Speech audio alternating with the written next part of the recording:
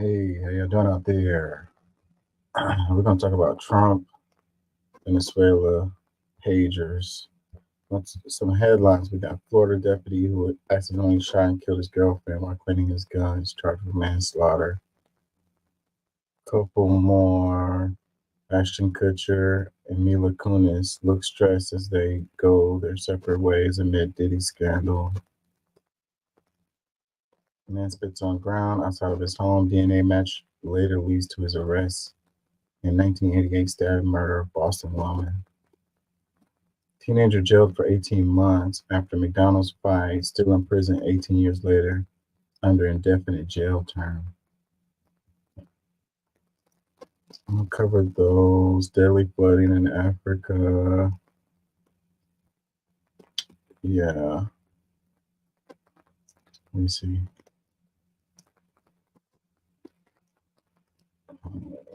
We went on a tangent in the group chat today.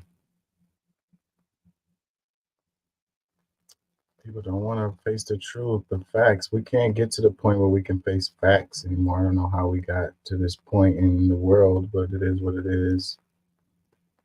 Key Hezbollah leader, commanders killed in strike on Lebanon. Federal judge executed in chambers today. Judge Kevin Mullins, district judge. Argument over children's bath time. Argument over children's bath time leaves dad dead and mom shot in leg. I think I'm gonna start with that one. Anyways, y'all know how it goes. If y'all want to join the show, you can. The StreamYard link should be in the comments. So click the link to join. Let's get it.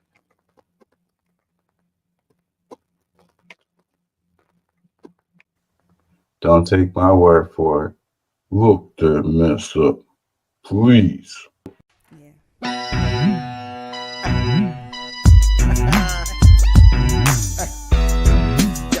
Yeah, you know what I'm saying? KCE, King Chaka. Educated and united public cannot be controlled. Get organized. Learn to be active.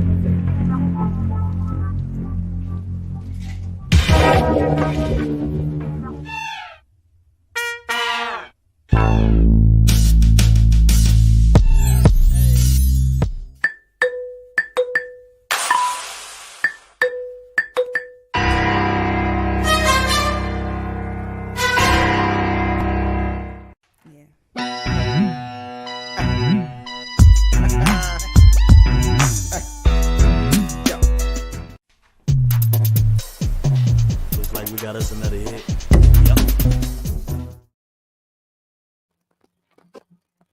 Hey, how y'all doing out there? How y'all feel? Remember, an educated public cannot be controlled. Learn to be active. The views and events expressed here are totally whacked and are not necessarily the views of anyone. Como estás?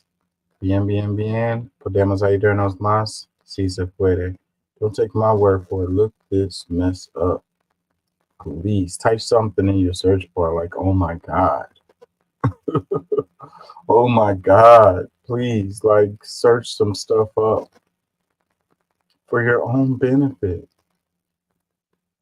This has been created for entertainment and or educational purposes. So don't sue me. Yeah, so how do y'all feel today? Y'all feel good? It's good to feel good. I wanted to talk about the Breakfast Club thing. I watched the whole interview where Jill Stein and Butch was being interviewed on the Breakfast Club and how it kind of ignited a whole thing on the left. You know, that's the reason why we need to have other people on the debate stage, you know, other points of view, other perspectives. I think that the American people don't know that they have other options, or they don't even know what other things can be, focused on, or whatever, what policies could be focused on, or whatever. They do a really good job of limiting the discourse. And that's one of the things that I'm really frustrated with, is because, like, we're talking about the Haitian thing or whatever. And it's like the worst part of the cats and dogs comment. The worst part about that is how it distracts us from having discourse on policy, you know, talking about the issues and what really matters to people. We're over here trying to prove, that something is factual or not. And it's like, oh my God, like talking about breaking things down to the lowest common denominator. It's not even a common denominator. It's a shit show, is what it is. And it's sad and disappointing. It is what it is. So I kind of want to warm up a bit before I get going. I just got off of work and I just sat down, and I really kind of want to ease into this. Let me see, how long is this short?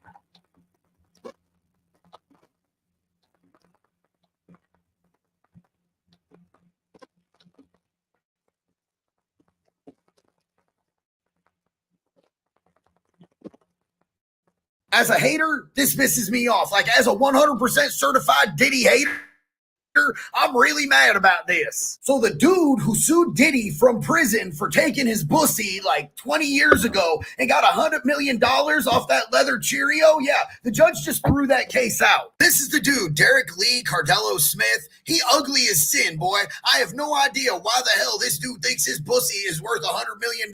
And I'm not normally one to victim shame, but I'm gonna do it all day long because this dude has like 16 convictions for sexual offenses against other people. So it's all about that dude. I'm still mad that Diddy don't gotta pay that money though, because Diddy probably had way more victims than that dude. I don't think either of them sex offended pieces of crap need to be having $100 million if I'm gonna be real honest about it. I was really excited because I was hoping that the dude with the $100 million pussy, I was hoping his victims were gonna sue him and then they get all the money, and the person with the money wouldn't be none of these chomos. It's still Diddy though, always. As a hater, this pisses me off. Like, as a 100% certified Diddy hater, I'm really mad about this. So the dude who sued Diddy from prison for taking his pussy like 20 years ago and got $100 million.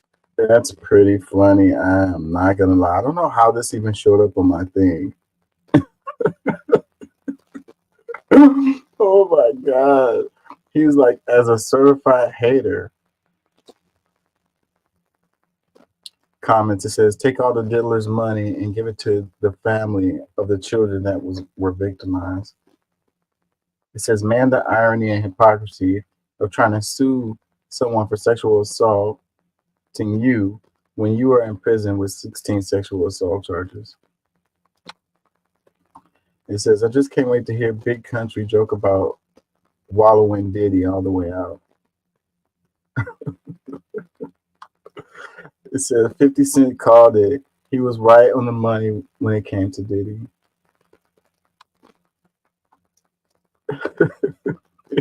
Dollar pussy. Oh my God. Oh my God. Oh man. Hey, we have to entertain ourselves a little bit with this stuff, man. It says, what the F is wrong with the courts? We all need to change the justice system and get all these judges in prison. And from now on, we all need to pick better people in office. I don't know. Why is that so funny to me? I don't know. Speaking of the system, hold on, because I want to go to that. The story about the kid who's locked up. Now, it sounds like they were downplaying it a bit when I was reading the story, but it still kind of highlights a problem with our system. Let me go to this so y'all can know what I'm talking about.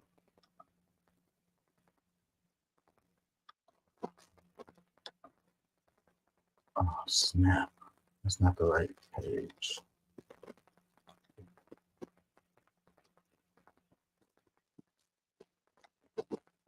Hold on, y'all. 1 second. Here it is. Okay, so here it says teenager jailed for 18 months after McDonald's fight, still in prison 18 years later under indefinite jail term. Like, who gets indefinite jail terms? Is that a real thing? I've never heard of that. It says by Amy Claire Martin 17 hours ago. This is off a Newsbreak. I guess that's him in that picture. It says a desperate mother has spoken of her anguish after her teenage son was jailed for 18 months, but is still trapped in prison 18 years later under a cruel indefinite jail term. Luke Ings was handed a controversial imprisonment for public protection sentence for robbery and a fight in McDonald's, aged just 17. The jail terms were scrapped in 2012 amid human rights concerns, but not retrospectively, leaving almost 3,000 people languishing in prison with no release date. His devastated mother, Samantha, 57, said Luke, now 36, is trapped with monsters inside maximum security HMP Wakefield, which is home to some of Britain's most serious criminals, having spent his entire adult life inside. Yeah, she said he's trapped in there with monsters. If he's been in there all of this time, this dude didn't, you know, the prison does not rehabilitate people. It creates more criminals. So, I mean, I hate to say that, but that just tends to be what happens. You have to find a way to survive in there. It says she fears unless the government takes urgent action, he will not survive amid soaring rates of suicide and self-harm among IPP prisoners. Yeah, if they've given you a freaking uh no release date, that's like a death sentence, you know? So I could totally see people having really uh, it's an indefinite jail term. It's like, bro, I ain't never getting out of here. So I could see them being having mental health issues and harming themselves. I mean, what would you do? It says it was wrong. They need to sort this out. She told the Independent. I understand if they had murdered someone or sexually assaulted someone. My son was in a fight at McDonald's and a street robbery. See, that part is makes me go because it's like you just a fight at McDonald's and up here they said it was a public protection sentence. So I can't see them. It's just from a fight, and then there's a robbery also. So it just sounds like if I'm the mom, I'm gonna try to downplay what my kid did anyways, probably. But then again, it was a kid. It's like 17 years old. I don't know what you would do to get an indefinite sentence. Like, it says he was 17 years old, and my mom had died 2 weeks before that. He went off the rails. I don't know what else to do to get him out. Hmm. But they just said the mom made a comment. So what are they? Who's making this quotes? Who is saying this? It says there is no light at the end of the tunnel for him, she said, adding the things. Oh, so her mom, so his grandma. Okay, I get it. It says there's no light at the end of the tunnel for him, she said, adding that things would have been far worse if not for the help of her late father, who sadly did not live to see his grandson's release. I think if it hadn't been for my dad, Luke would not be in prison now. He would be dead. He would have killed himself. At least 90 prisoners have taken their own lives as they lost hope of being freed. A further 30 suicides are said to have taken place in the community, where IPP prisoners are subject to strict license conditions, which can see them being hauled back to prison for minor breaches. Meanwhile, the government has begun releasing other prisoners after serving just 40% of their sentence to ease prison overcrowding in a move branded as a slap in the face to IPP prisoners. This is written kind of weird. IPP sentences do not fall under the government's SDS 40 early release scheme, which is expected to see 5,500 prisoners walk free by the end of October, despite more than 700 IPP prisoners having served at least 10 years longer than their minimum sentence. They seriously need to look at this, the mother added. They will empty some of their prisons if they release IPP prisoners. The only fear is some of them have been in there that long. Are they going to be able to cope on the outside? She said that almost 2 decades of incarceration has left her once confident and well mannered son, who has autism, as a nervous man who struggles to make eye contact. His younger sister Millie, now 21, was just 7 months old when he was handed an IPP sentence. I don't even know her really. Says, but Miss Ings from Bracknell, Berkshire, says she still keeps Luke's clothes in a drawer at home and I hope one day he will be allowed home. My little girl, she was 7 months old when he got put in prison. It's so unfair. She missed 20 years of her brother, she said. It's horrendous the way that they have treated them. And I know it's not just him. It's like our family's not whole. We are missing someone. Every Christmas, every birthday, every Easter, anytime we get together, he's missing. Labour peer Lord Woodley has called for a free vote on a new private member bill in the House of Lords to re-sentence all IPP prisoners. He has branded the jail terms torture sentences and said keeping almost 3,000 prisoners locked up under an abolished jail term in the midst of a prison overcrowding crisis makes no sense at all. The bill comes after Independent has repeatedly called for all IPP prisoners to have their sentences reviewed. It has already been backed by the architect of the flawed sentence, Lord Blunkett, the chair of the Prison Officers Association of Campaigners. Yeah, so this is a problem over there and over here. I mean, they make so much money off of these prisons. That's really what this is about. It goes on. In an appeal to the recently elected government earlier this summer, the UN Special Rapporteur on Torture, Dr. Alice Jill Edwards, called for urgent action to help those serving the inhumane sentences. The former chair of the Justice Select Committee, Sir Bob Neill, has also urged the Prime Minister to have the political and moral courage to do the right thing and re-sentence IPP prisoners. Under IPP sentences, prisoners must prove to the parole board that they do not pose a risk to the public before they can be released under strict license conditions. Ms. Ing said Luke was left devastated after probation recommended him for release last year, with a place at a hostel lined up, only for parole to turn him down at the last minute. That's what happens. It says, she said, I can't understand it. They're just finding reasons to not let him have parole. It's a joke. It's about time somebody gave him a break and let him come home. A Minister of Justice spokesperson said, it is the right that IPP sentences were abolished. It is right that IPP sentences were abolished.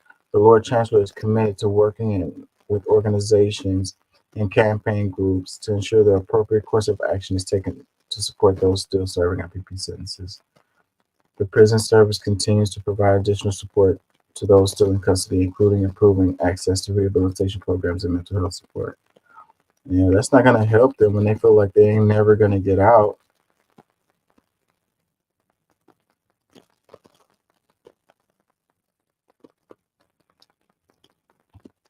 Really, really sad. Indefinite prison sentence. Bro, I don't know what I would do. I don't know what I would do, man. I mean, try to get a really good lawyer. How you gonna beat that though? You already got the case. I don't know how you beat that. That's so terrible. What do y'all think? Where's my mouse?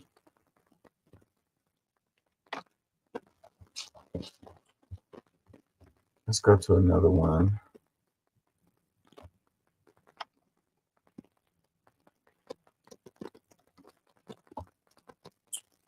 Hold on.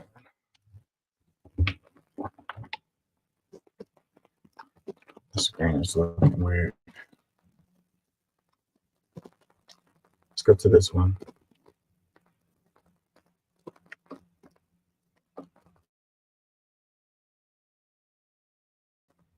It says argument over children's bath time leaves dad dead and mom shot in the leg.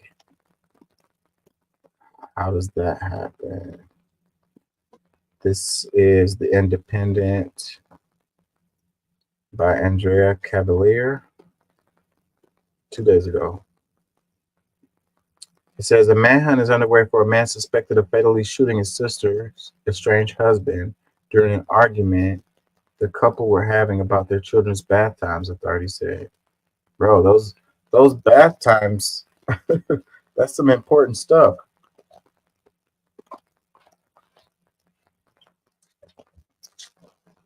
The shooting happened around 9 p.m. on Wednesday at a Houston apartment when the husband came home to collect his belongings.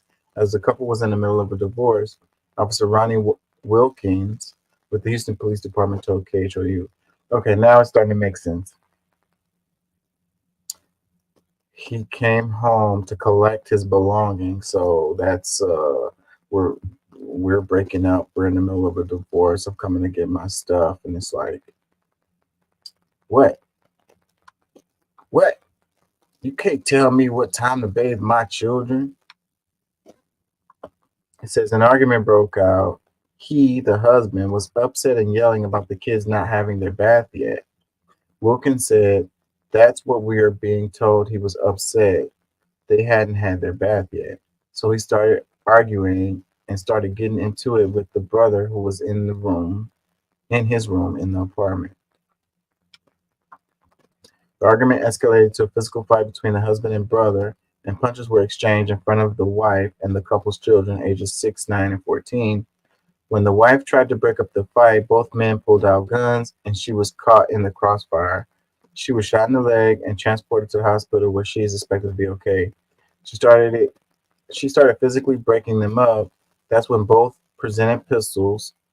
They both started shooting, Wilkins said. The husband was shot several times and he died on the scene. Dang. In front of his kids. Police said the brother, who had been living in the apartment, fled the scene after the shooting. It's not known if he was injured. The children who were in the home at the time were not hurt. Police have not yet named the suspect or the victim. What a terrible story. I know that, you got a lot of emotions going on, going through a break. That's the reason why I don't like the guns. Here goes my argument against guns again. You know what I mean? Like, if those guys didn't have pistols, do you think they would, that at least one of them would still be alive right now? They say guns don't kill people. People kill people. Yeah, that's true. But you are in a moment, you're feeling emotional, and you just so happen to have a pistol. It escalates the situation to a lethal scenario. If the guns weren't present, okay, so they're gonna go stab each other. So, but look, how long does it take you to go through that process? I mean, I don't know. It and then how much damage can you do? So what I'm saying is the guns escalate the situation, exponentially. Unfortunate, unfortunate. Argument over children's bath time leaves dad dead and mom shot in the leg. That's sad. The, so what was the dad shooting at? So obviously the brother shot up the dad to the point where it left him not alive. What, the dad couldn't aim very well? What a terrible story. What do y'all think?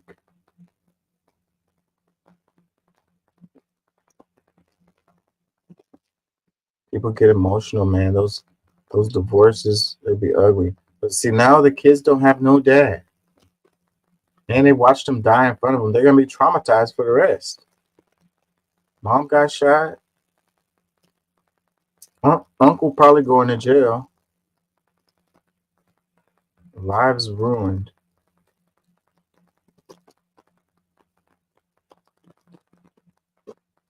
Let me see.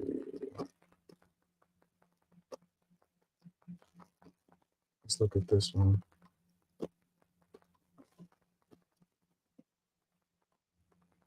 Florida deputy who accidentally shot and killed his girlfriend while cleaning his gun, charged with manslaughter. How the hell do you do that, bro? Do you not know how to handle your weapon properly?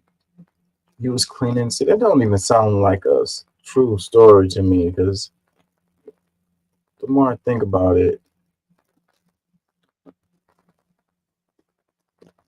news break. This is from People by Ingrid Vasquez 1 day ago. Oh wait, I have to go to the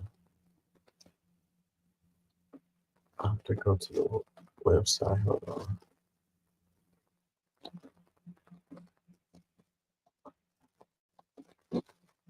So, Florida deputy who accidentally shot and killed his girlfriend while cleaning his gun, charged with manslaughter.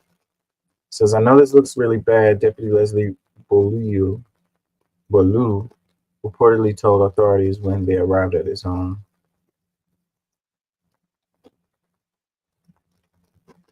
By Ingrid Vasquez, published on September 20, 2024. It says a Florida deputy has been charged with manslaughter after he accidentally shot and killed his girlfriend while cleaning his gun. So this guy, he's a deputy. He discharged his weapon while cleaning his gun. It was a bullet still in there. Like, is this guy incompetent or what? Like, what is it? Is this a cover story for him? You know, shooting his girlfriend. Which one is it? It's one or the other. It says according to a news release from the Ocala Police Department, Leslie Ballou, a Marion County Sheriff's deputy, called 911 on the night of Thursday, September 19th, to report that he had accidentally shot his girlfriend. Upon arrival, officers found the victim with a fatal gunshot wound to her forehead. A 9mm handgun was observed on the victim's lap, and a rifle was also present at the scene, the news release states. So he accidentally shoots her in the head.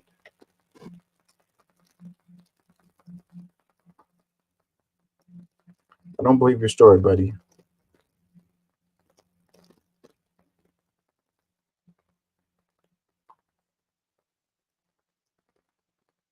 It says, per the release, Ballou told officers during questioning that the shooting was accidental, expressing that it occurred as he and his girlfriend were handling and dry firing the firearms. Mm. Dry firing is shooting a firearm without ammunition in the chamber. Obviously not. Obviously not. Obviously there was ammunition in the chamber. Like, and you're gonna dry fire at the direction of someone's forehead?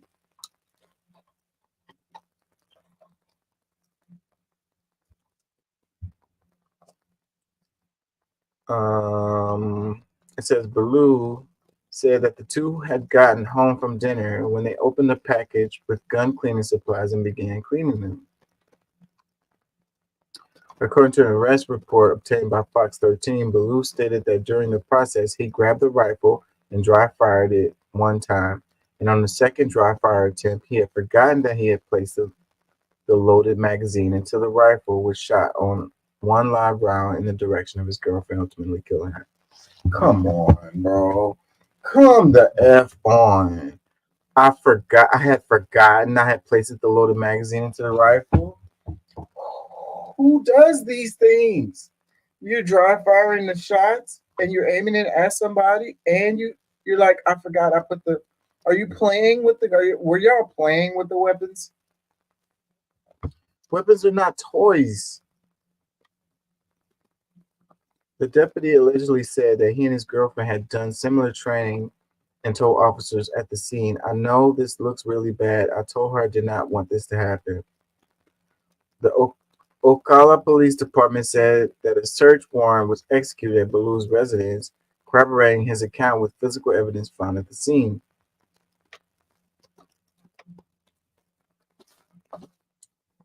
In light of these findings, Leslie Balu has been arrested for manslaughter for his role in the fatal shooting, states the department news release. In a press release shared with People, the Marion County Sheriff officer said Balu is being held in Marion County Jail without bond. He was immediately terminated from the department where he had served 8 years as a deputy sheriff. Maroon County Sheriff Billy Woods said in a statement included in the release, we are heartbroken for the family and friends of the victim. Tens of thousands of law enforcement officers do their job commendably every day, but unfortunately, the tragic action of just one are felt through the entire law enforcement community. The Ocala Police Department has the support of my officers as they continue to finish the investigation of this tragic incident. Ocala Police Chief Mike Balkin also issued a statement expressing his condolences to the family, the victim's family, and loved ones, and stating that the Ocala Police Department is working with the state attorney's office to ensure justice is served. I think this guy should be charged with murder, bro. Yeah, manslaughter is not good enough. Um, it was either extreme incompetence or he straight up murdered her. Either way, I think he should catch the murder charge.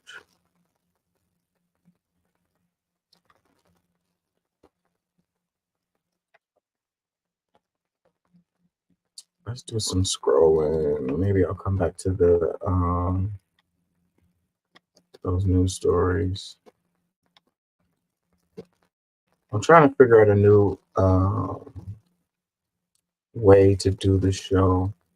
Y'all give me some feedback. It probably would help. PayPal Mafia. Let's just go down the list here. It says experts puzzled as drug overdose deaths suddenly start dropping. We have some good, inexplicable news. After a decades long rise, deaths from drug overdoses are dropping sharply in the United States. Deaths declined by 12% nationwide between April 2023 and April 2024, the CDC reported. And the numbers were far higher in some states, like 31% in Ohio, one of the states hardest hit by the crisis. It's something we should feel pleased about, one expert said. That doesn't mean, however, that the news is all rosy.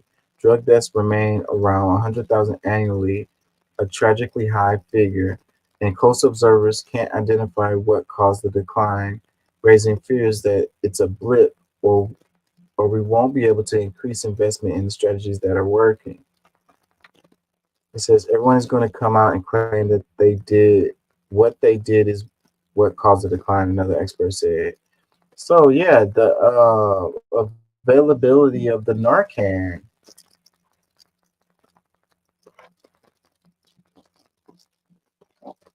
Simple answer, bro. So look, first comment, it says California recently required Narcan to be sold available at all bars and nightclubs at cost. The numbers are going to keep dropping. So yeah, these people, if they are around people who use these heavy drugs, then they keep this Narcan, on them in case someone is having an OD, and then boom, they use it, and that's what's happening, which is a good thing. It says a comment. It says fent dealers learning appropriate amount to cut with, not good killing off your customers. No, I don't think that's what's happening. I mean, I know it's not good business killing off your customers, but it's it's really the person that's using the drugs, because when fentanyl is used in the drug, the people who's using the drug, they don't know the dosage of that. So That is really what is happening. The people don't know that they're getting, because they get the same like, see, these people are pressing these pills at their house, okay, and the dosages aren't always the same. But see, if you're if you use drugs, then you know what your limit is. You know what your limit is. But if you didn't know that they're cutting it with fentanyl, and the dosage in that fentanyl is off a bit, then boom, you go over your edge without knowing it. That's what happens, you know.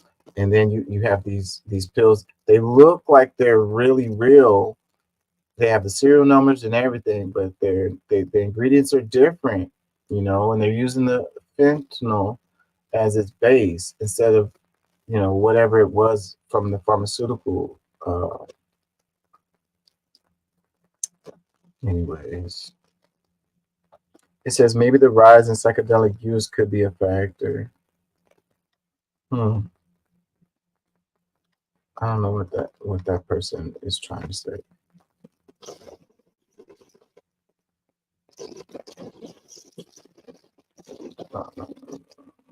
It says, didn't the cartel start making threats about killing anyone who was selling drugs that kill people? It says, perhaps it's because fentanyl is a strong and dangerous drug that has created new addicts. These addicts are so dirty they won't overdose so easily anymore because their bodies have been tolerant. That's not really how that works. This one, it says people can't afford drugs. They find a way, bro. They find a way. It says inflation touching everything. Oh, that's kind of funny right there. It's like, bro, with this inflation, bro, I can't even do these drugs no more, man. I can't even do it. Costs too much. Yeah. Can't even afford these drugs.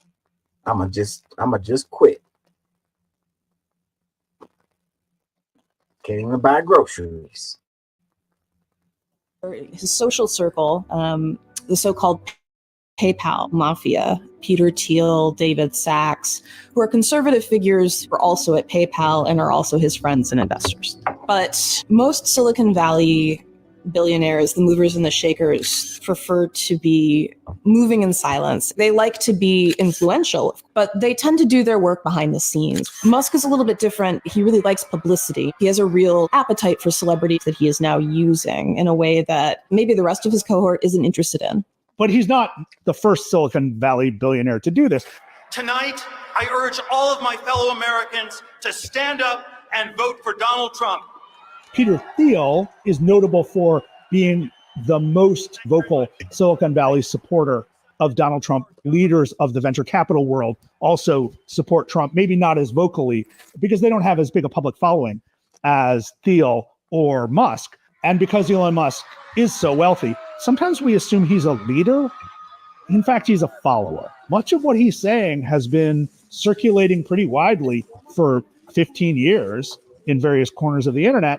So he's not an original thinker. He is like a 12-year-old boy who has just discovered some really fun, funny, goofy, troublesome stuff, and he loves causing trouble. Blackmailing with money? Go f*** yourself. Owning the means of information to shape public debate has been a strategy for wealthy people for a really long time. Jeff Bezos owns the Washington Post. Mark Benioff owns Time. What Musk identified is that owning a media company is one thing, but owning a social media company is possibly even more powerful. His social circle, the so-called PayPal mafia, Peter Thiel, David Sachs. There is a rabbit hole related to like the PayPal thing.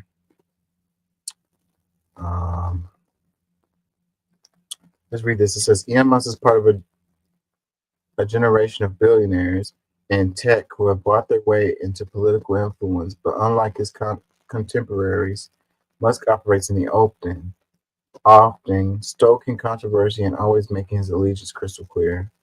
Elizabeth Lopado, Sylvia Vidyanthan, and Victoria Elliott spoke with us about his strategy. You know, I don't understand why people. It's. I swear, it's like people worship this guy, Elon Musk. Like this dude is like Jesus. I don't get it. I don't get it. I don't get it. I don't get it. Let's read some more. Let's read some comments. It says, "Yeah, whatever. He puts rockets in space by being a follower. You don't have to like him, but he's not. But let's not get carried away. People speak in this self-assured manner, but when you step back and take a look, it's just opinions. Jan loves the attention, though, no doubt there. With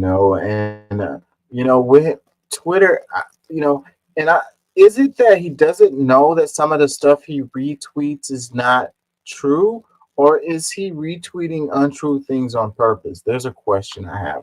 I whenever I'm on Twitter, I see his tweets popping up, and sometimes it's stuff that's just totally like, you know, clearly debunked stuff. So is he doing that on purpose? Or is it that he's unaware that the stuff that he's tweeting? It's hard for me to believe that he's unaware that the stuff that he's tweeting is not real and not true. Because and he should know. He should. I mean, if I know it's not true, bro, you own Twitter. Like you should know this shit is not true.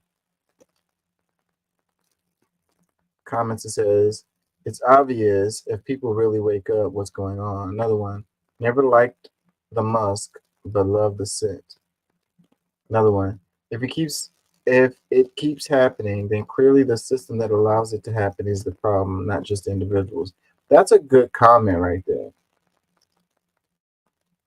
Another comment, the geek have inherited the earth, spelling mistaken in Bible revealed. Spelling mistake in Bible revealed. Oh man. Whenever people do stuff like that and they think they're being so clever, I was like, bro, you're not being clever. Please stop. Another comment. And the vast majority of them are members of Teneo, a Catholic cult of ultra-conservative political leaders and powerful businessmen. Peter Thiel is part of it. Like I say, there is a rabbit hole that you can go down on with this. And my brain is slipping me right now, so I can't really just comment. But I did go down that road before in the past. But right now it's slipping. It's slipping. I can't put my finger on it right now. Another comment says, Musk is such a cringy mouth breather. Another one, read J. Mayer, Dark Money, and Davos Man, or read George Manbiot's article on James Buchanan and neoliberalism. It's all written in 1970, what these RW group was up to keep the masses away from asking for their fair share in U.S. wealth. Neoliberalism was a direct result of policies pushed by James Buchanan. I know a lot of people really don't understand the term neoliberalism. It's unfortunate that people don't understand. I did a whole show on it, and I know people probably still don't, but whatever. Another comment, and the sheer number of people who are able to troll Elon Musk on Twitter proves that nothing is more powerful than people united.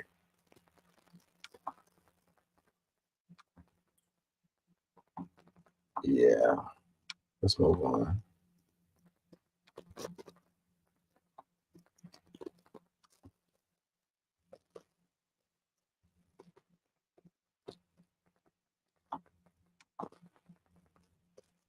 The fact is, Iran does not want a war with the United States, and the United States does not want a war with Iran.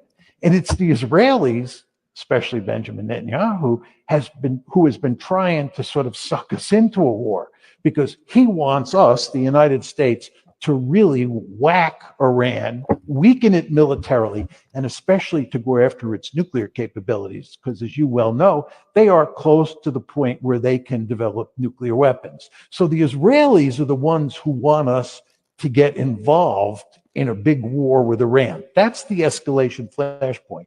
And the $64,000 question is whether you think the United States and Iran kind of colluding can work together to prevent the Israelis from getting us So sucked in. that question will be answered based on the next who leads the next administration. Well, if you believe that it matters who leads the next administration, that's true. The fact is, Iran does not want a war with the United States, and the United States. I don't think it matters. I don't think it matters who wins the election, especially on the Israel subject. I think things are gonna keep rolling the way that they've been rolling, regardless of who wins. I don't know. You have to ask yourself, how powerful is Israel? How much influence do they really have? That's the question you have to ask. Comment, it says, we know who bangs the drums of war. Another one, if it's a Democrat or a Republican in the next administration, it really won't make a difference on this particular issue. Another comment, when U.S. supports with billions of dollars, USA is not being sucked in. It seems they also want the same. Well, no.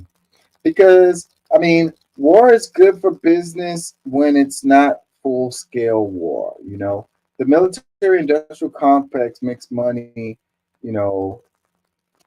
and also business is not related to the military-industrial complex makes money. So because they clear the way for those companies to come in and exploit resources and, open trade and stuff like that.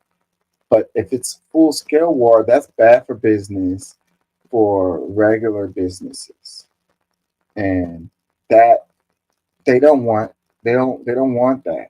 They don't want stuff. It would be like COVID. Everything would be shut down. It's not good for the economy overall, for regular folks.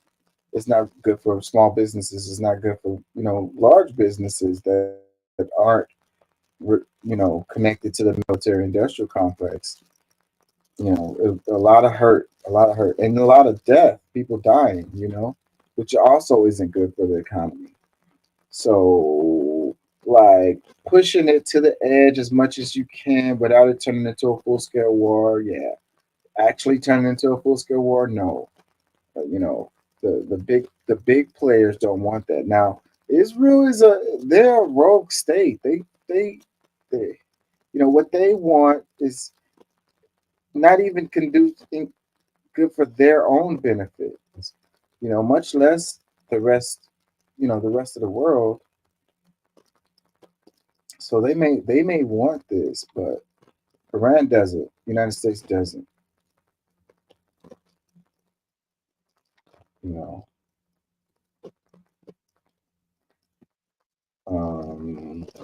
Comments, it says AIPAC runs the White Temple, house. Another one, he is totally right. They want to involve America in war. It seems like everything that they're doing is leading to trying to pull the United States in a full-scale war. And it's looking like that's where we're headed.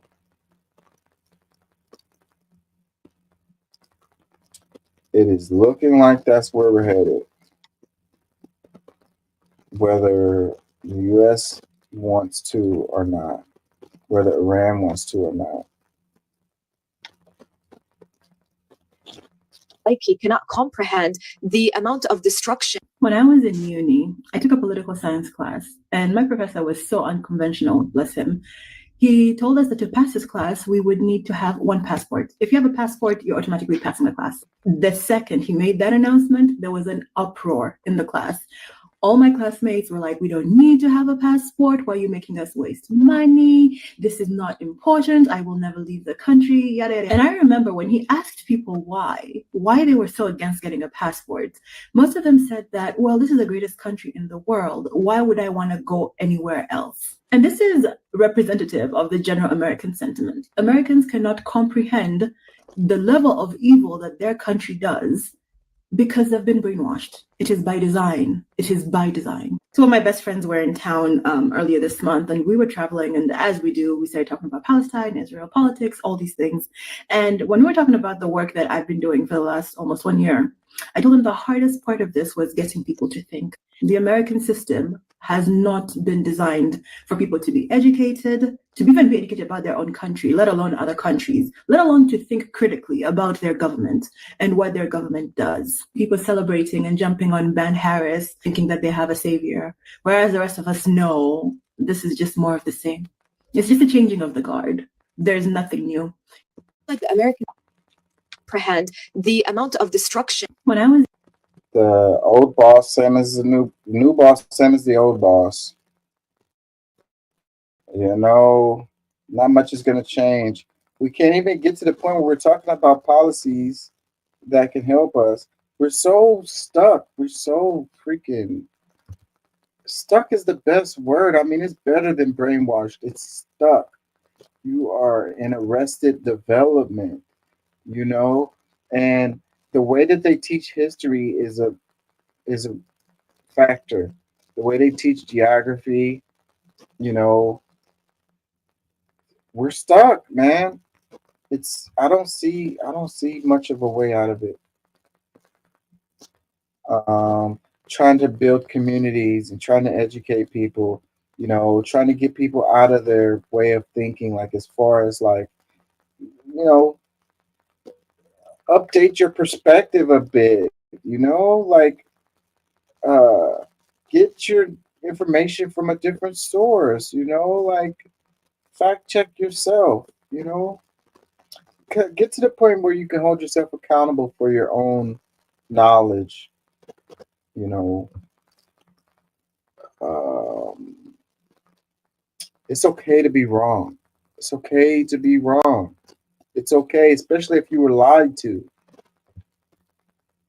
you know, but it's up to you to come to that conclusion and realize, hey, I was wrong about this particular thing, and now I see, you know. Let me read this. It says, it is by design. The average American is intentionally brainwashed and kept ignorant by consistent American centric rhetoric that has created a population that cannot think critically and is too easily distracted by the next shiny toy with even the slightest upgrade, no matter how flawed the baseline design is. Man, I'm thinking the iPhone, uh, you know, the iPad, the Mac computer, the PlayStation 5, you know, yeah, that new car, that BMW, you know, that Audi, that Benz, you know, that nice apartment. Yeah, you know, we're pacified with these shiny things, you know, and we just, I think a lot of us really don't really care as long as we have the shiny things and we have the pleasure, you know.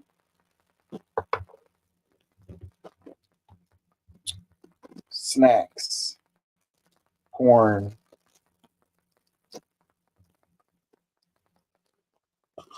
It says most American families have less than $400 in savings.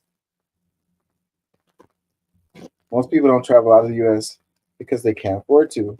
Most students at American universities have debt up to their eyeballs.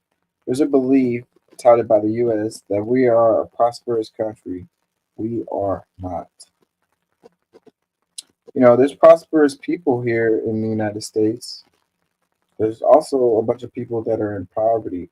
You know, when we measure things by GDP, I was reading an article about that, and they were talking about how it misconstrues, it changes our perspective. You know, it frames our perspective.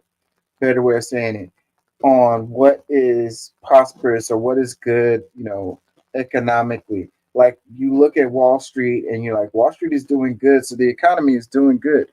GDP is up, so you know we're doing good. So then it's like, wait, but I'm living check to check and I don't have any savings. And if my car breaks down or if I get sick or something, I might be homeless as a result. Like I'm on the edge. So, but then they come back and say, well, the employment rate is up and you know GDP is up and Wall Street is up. And you're like, bro, like that doesn't really translate to my life. Like, well, you pull yourself up by your bootstraps. You're not going hard enough. Create a business, you know, and invest in the stock market or something like, bro, I need to have money to invest in the stock market. I gotta have money to, you know, start a small business. Like the bank isn't gonna give me a loan. My credit is trash.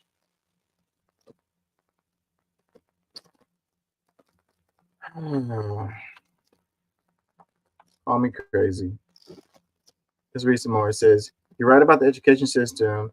Here I am curious if there's any other education system that is different elsewhere. I assume most countries want to produce obedient, nationalistic citizens who never properly address their own wrongs in government. There's truth to that. But, you know, here specifically, the way we teach history, they teach history better in other places. And people have a better perspective of the world and what's happening in the world than we do here. We're blinded by like, you know, we're the good guys and, you know, we're the greatest country in the world type of deal.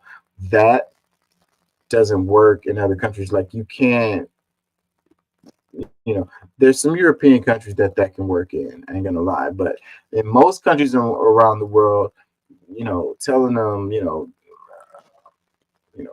we're the greatest country in the world is you know, you may feel like, you know, you have a nostalgic, like, you know, it's my home. I love my home. I love the United States. But still I can critically judge it, you know. Let's read some more. As a public school teacher, I'm yelling this from the rooftops. As a white person, I was radicalized after Ferguson, and there's just no going back after you see America for what it is. Another comment, I have lived here for 40 years and can confirm people are brain dead. I'd use nicer language, but seeing people fall in line to support Kopmala is absolutely grinding my gears.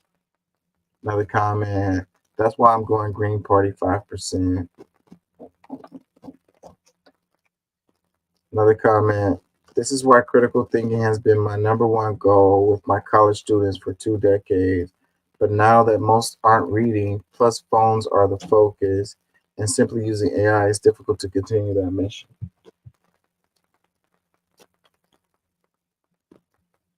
Another comment says, this is accurate. This is why education is so important and not public education watered down by the government. You know, you have to be educated. You have to get educated one way or another. You either got to go to school or you got to educate yourself. Scrolling on your reels and TikTok is not research.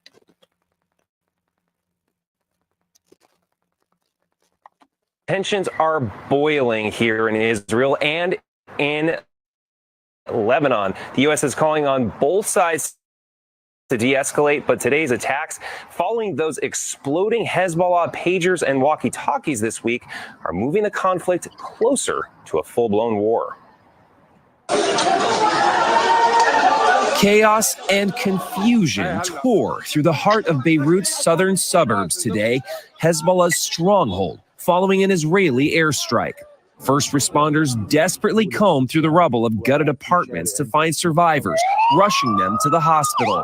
The target, Hezbollah commander Ibrahim Akil, wanted by the U.S. for his role in 2 bombings in 1983 that killed more than 300 people at the U.S. Embassy in Beirut and the U.S. Marine Corps barracks. Israel's military spokesman called Akil the head of Hezbollah's elite Radwan force and claimed the strike killed 10 other Hezbollah operatives. Hezbollah confirmed Akil's death, the latest in a series of severe, unprecedented blows. After exploding beepers and walkie-talkies killed at least 37 and injured thousands.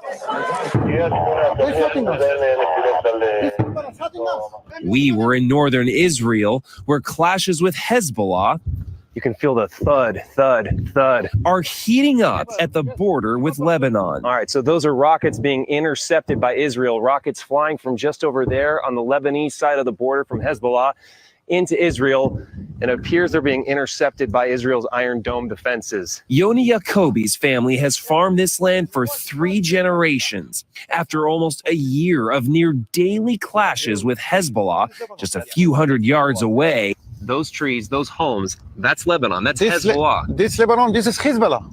His village has been reduced to a ghost town. This week, Israel made it an official war aim to re-secure this area so locals can come home. Jacoby says the military can't afford to wait any longer. Before 3, 4 months, come here. Not now. So they should have come sooner. Sooner. The Israeli military says some 120 Hezbollah rockets were fired into Israel. One of them directly hit the highway we were on, shutting it down completely shortly after we left. Sharika? The realities of that escalation. Chris Liv, say thank you. Tensions are boiling here in Israel, and So it says that Israel military says a targeted airstrike killed Hezbollah commander and 10 other top operatives in southern Beirut. Hezbollah acknowledged the commander's death. The U.S. is calling for both sides to de-escalate amid growing fears of wider war in the region. So yeah, I want to say it was Tuesday where they ignited the pagers, and then I want to say it was Wednesday they ignited the walkie-talkies, and then after that they did so. Hezbollah leader did a speech and was talking about the explosions, and then there was a flyover where Israel jets, they dropped pamphlets, and then I want to say it was the next day they started bombing them. So it was like a process, right? So like that's what you do, right? You cut down communications capabilities, to enact your bombing campaign to make it more efficient, if you will. Even though it seems like efficiency is not a thing that they're concerned with, because a lot of civilians were killed. Let's read some comments. It says, "Oh, thank goodness the U.S. is calling for things to de-escalate. They should really send a strong message to everyone. Oh boy, oh golly goodness." Another comment says, "Take out the trash." Comment, it says, "Closer, it's a full-blown war already, sigh." Another one, it says, "Bro, it's already a full-blown war." Another comment, it says, "Show me evidence of attacks on Israel. I hear the words but never see the images. Yet there's plenty of evidence of attacks on Palestine, Lebanon, Syria, etc. There is only one aggressor. Sanction Israel now." No, there's attacks on Israel. It's just that the media doesn't cover those. They like to show that Israel is like untouchable or whatever. That's the reason why in this clip they were showing, the Iron Dome taking out missiles that were headed towards Israel. But no, they get hit. I have a clip, I think I do, where it was a specific one that beat the Iron Dome. It was one of those ones that go up and come down, and they should have caught it, but they didn't. And it was, what do they call it? Hypersonic ballistic missile or whatever, fired from Lebanon into Israel, and it came in like minutes. Another comment says, is everyone just supposed to sit back and let IOF experiment with their weapons and do the most horrific killing when and wherever they want with no consequences and still feel bad for the settlers with the Iron Dome and millions of dollars protecting them? That's another part of this I think a lot of people don't really understand. They are they use these, they are testing is what they do, right? Because it just like the United States, Israel sells arms, and they they test the capabilities of the arms with live fire, you know, and then they gather information and improve those systems, and then they export them, they sell them.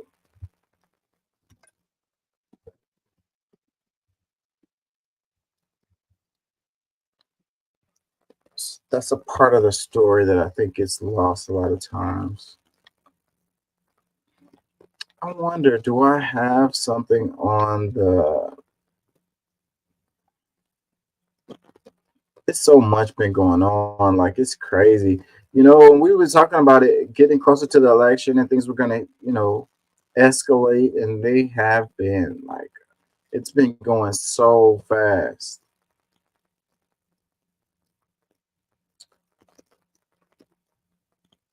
You got the other assassination attempt on Trump. I might go into that.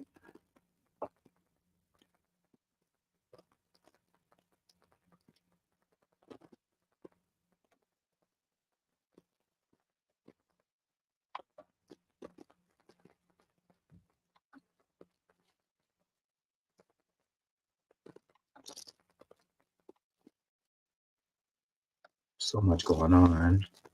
You just don't know what to freaking think, what to know, what's gonna happen. Like nobody knows what's gonna happen, but man, it's a lot going on. I just want the election to get over and hopefully things can calm down a bit.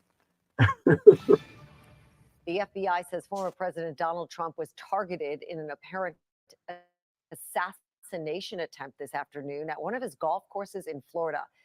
There is a backpack right there recovered at the scene. Police say the suspect was hiding in a bush with a rifle, but Secret Service agents got to the suspect before Trump was in range. The former president is unharmed, but Secret Service officials say they are, of course, on high alert.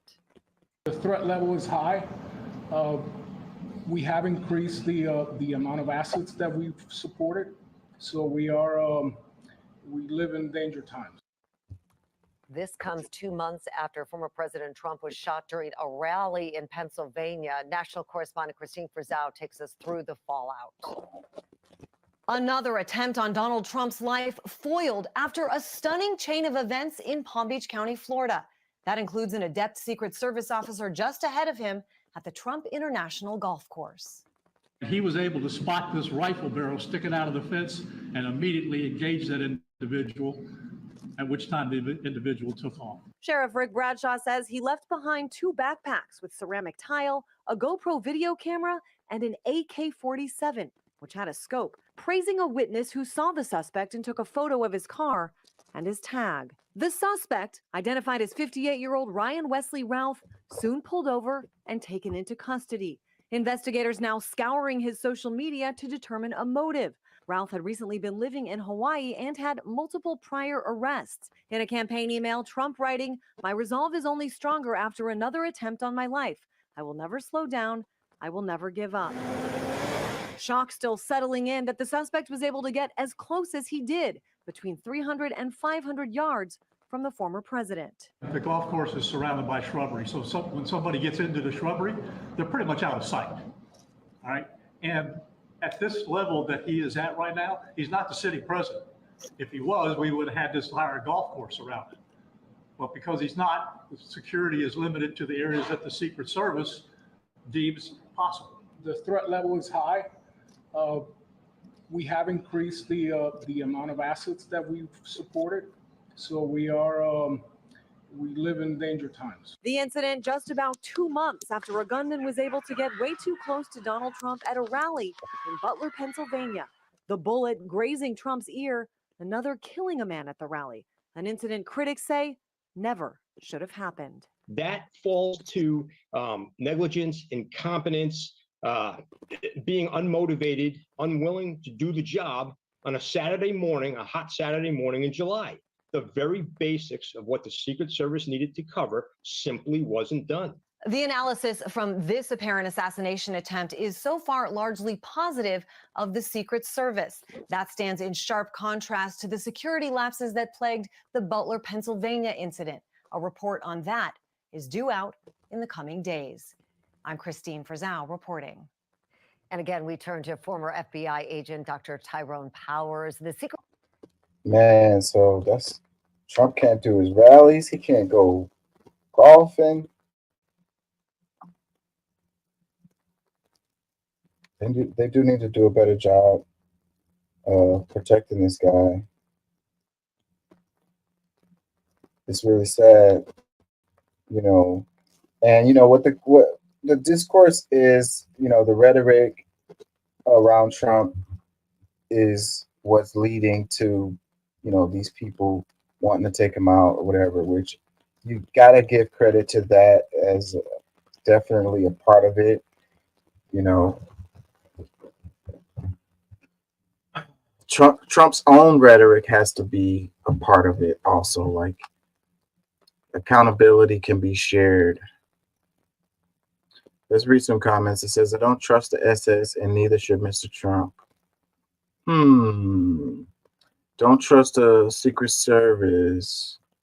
Who the hell else are they going to trust? Who the hell else is he going to trust, you know? They were saying that, you know, because he's not the sitting president, that, you know, the security measures weren't as high as they could be. So, but after this incident happened, they have increased that level for Trump and for Kamala Harris. So, I mean, you would think that it would have already been at, you know, he could be the president in 2 months or whatever. A couple of months, he could be the president. So you would think that his security would be high. I don't know.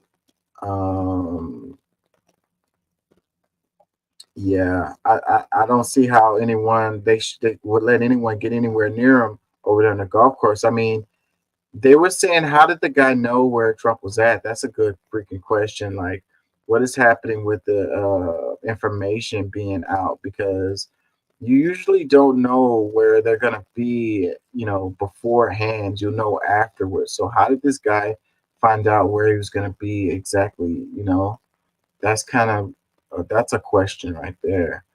So they need to do a better job of holding the information, not letting it out or whatever.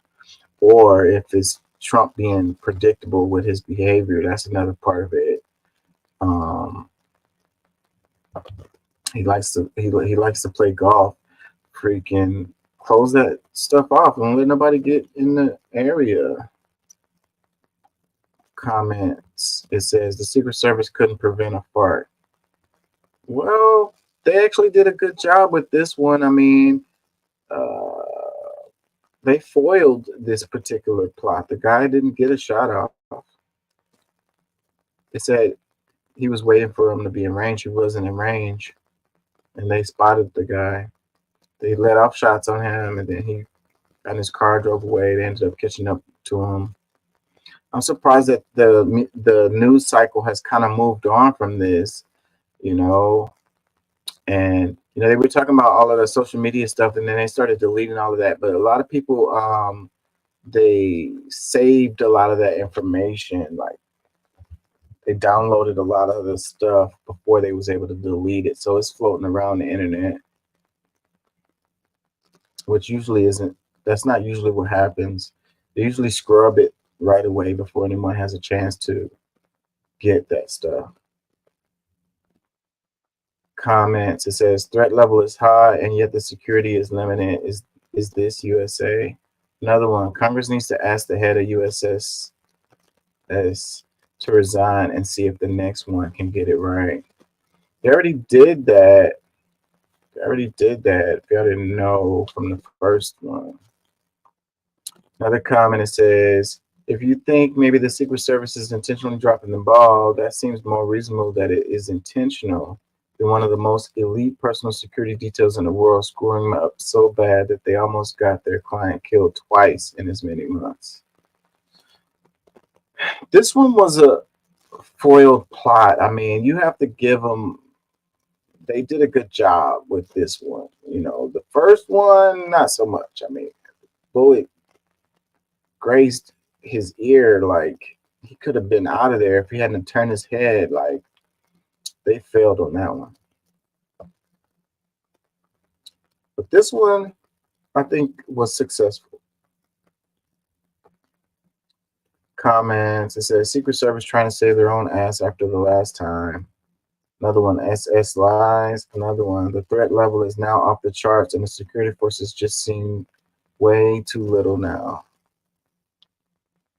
Another comment says, this cannot be dismissed as the work of a lone gunman. Someone had to have informed the hitman that Trump would be playing golf and what time to expect him on a specific hole. Or, you know, that's what I was saying too. Like, the information is, that's something I would question. But being Trump, being who he is, maybe it was just that he was predictable and the guy was just hanging out there all day and just knew that he was going to come at some point. Another comment, the more I think about attempted assassinations keep happening, the more I feel disgusted. They wasted money for everything, who knows what, yet refuse to protect one person. Another one, if he was president, the government would find a way like they have in the past. Another one, this is wild. I don't think they can keep Trump safe at this point.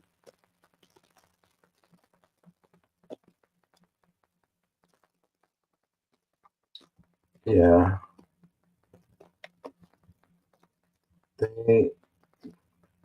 I don't know, man. It's the powder keg of the United States, bro. Like, you got too many like rogue elements. You got too much craziness going on for you to, you know, there's stuff is gonna happen, you know?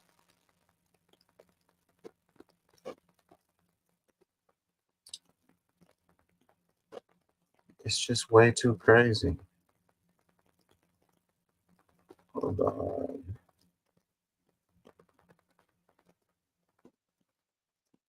I'm looking for the other one.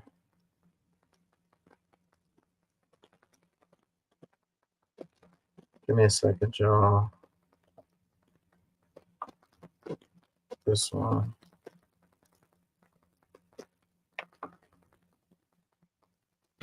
The suspect in the latest assassination attempt on former President Trump is identified as 58-year-old Ryan Wesley Ruth. Good evening, I'm Blake Hansen.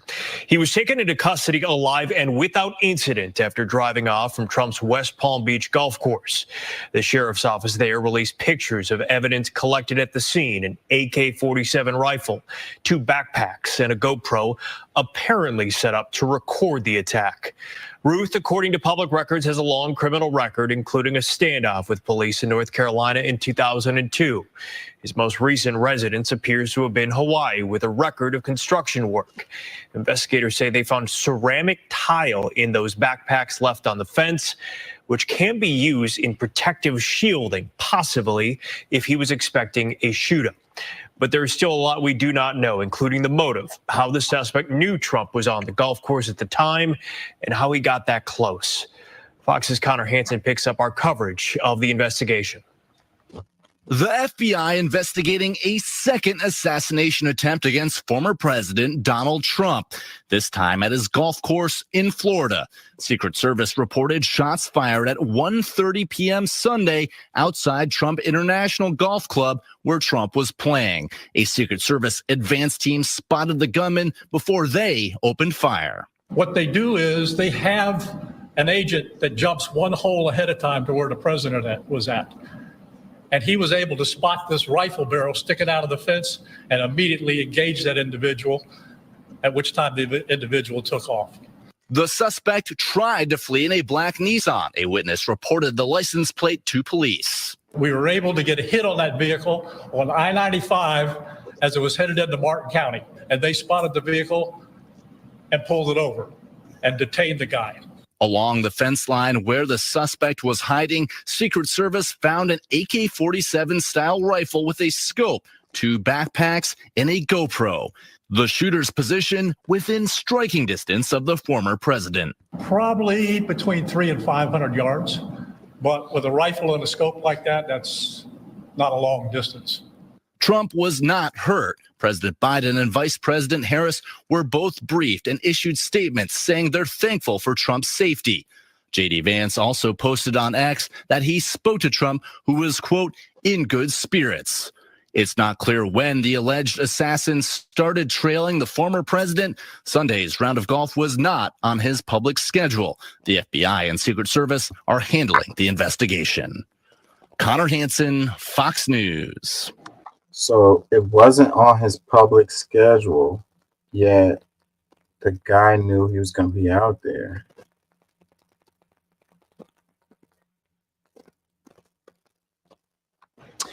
Shortly after the incident, Trump posted on his social media platform, Truth Social, there were gunshots in my vicinity, but before rumors started spiraling out of control, I wanted you to hear this first. I am safe and well. Nothing will slow me down. I will never surrender. Trump's motorcade left the golf course late this afternoon and returned to his nearby estate at Mar-a-Lago. Vice President Kamala Harris reacted to the news of the shooting as well. In a statement to X, Harris said, I have been briefed on reports of gunshots fired near former President Trump and his property in Florida, and I am glad he is safe. Violence has no place in America. President Biden echoed those remarks this evening and directed the Secret Service to provide every resource to protect Trump. I want to listen in now to the sheriff of Palm Beach County, Florida, explain how a private citizen helped law enforcement track down the suspect quickly. 1:30 this afternoon, call came out, shots fired. That was called in by the Secret Service. Because we're in constant contact with them all the time, we were notified of that, and we had units here that immediately sealed off the area. Fortunately, we were able to locate a witness that came to us and said, hey, I saw the guy running out of the bushes. He jumped into a black Nissan, and I took a picture of the vehicle and the tag, which was great. So we had that information. Our real-time crime center put it out to the license plate readers, and we were able to get a hit on that vehicle on I-95 as it was headed into Martin County. We got a hold of Martin County Sheriff's Office, alerted them, and they spotted the vehicle and pulled it over and detained the guy. After that, we took the witness that witnessed the incident, flew him up there, and he identified as the person that he saw running out of the bushes that jumped into the car. The sheriff of Martin County, Florida, where the suspect was arrested, said Ruth never questioned the reason he was being pulled over, and he was taken into custody without incident. It's not clear just yet if he fired any shots when the Secret Service engaged him at the golf course. This incident will certainly raise more questions about security surrounding the former president. The first assassination attempt on Trump happened in July while he was speaking at a rally in Butler, Pennsylvania. Former president was shot and wounded in his upper right ear by a 20-year-old gunman who fired 8 rounds from an AR-15 style rifle from the roof of a nearby building. One audience member was killed in the gunfire, 2 others critically injured. The gunman was shot and killed by the United States Secret Service's counter-sniper team, but even now, there are ongoing congressional hearings about the security failures. Experts have begun to weigh in, and while they have applauded the Secret Service response once they noticed the gunman, they are wondering how the gunman got so close to the former president in the first place. I know the layout of that place like the back of my hand. To not have dogs on that site, to not have manpower on the other side of the fence, to not have streets shut down. Why did no one check the brush line and make sure nobody was in the bushes? That is the most basic things. This isn't something you see in a movie. This isn't something that requires, years of planning and a sniper training. The guy was laying in the bushes with an AK-47. Yeah. I don't know. I can't really say, but what it is, it's election year, and we're getting closer and closer to election. Things are getting crazy.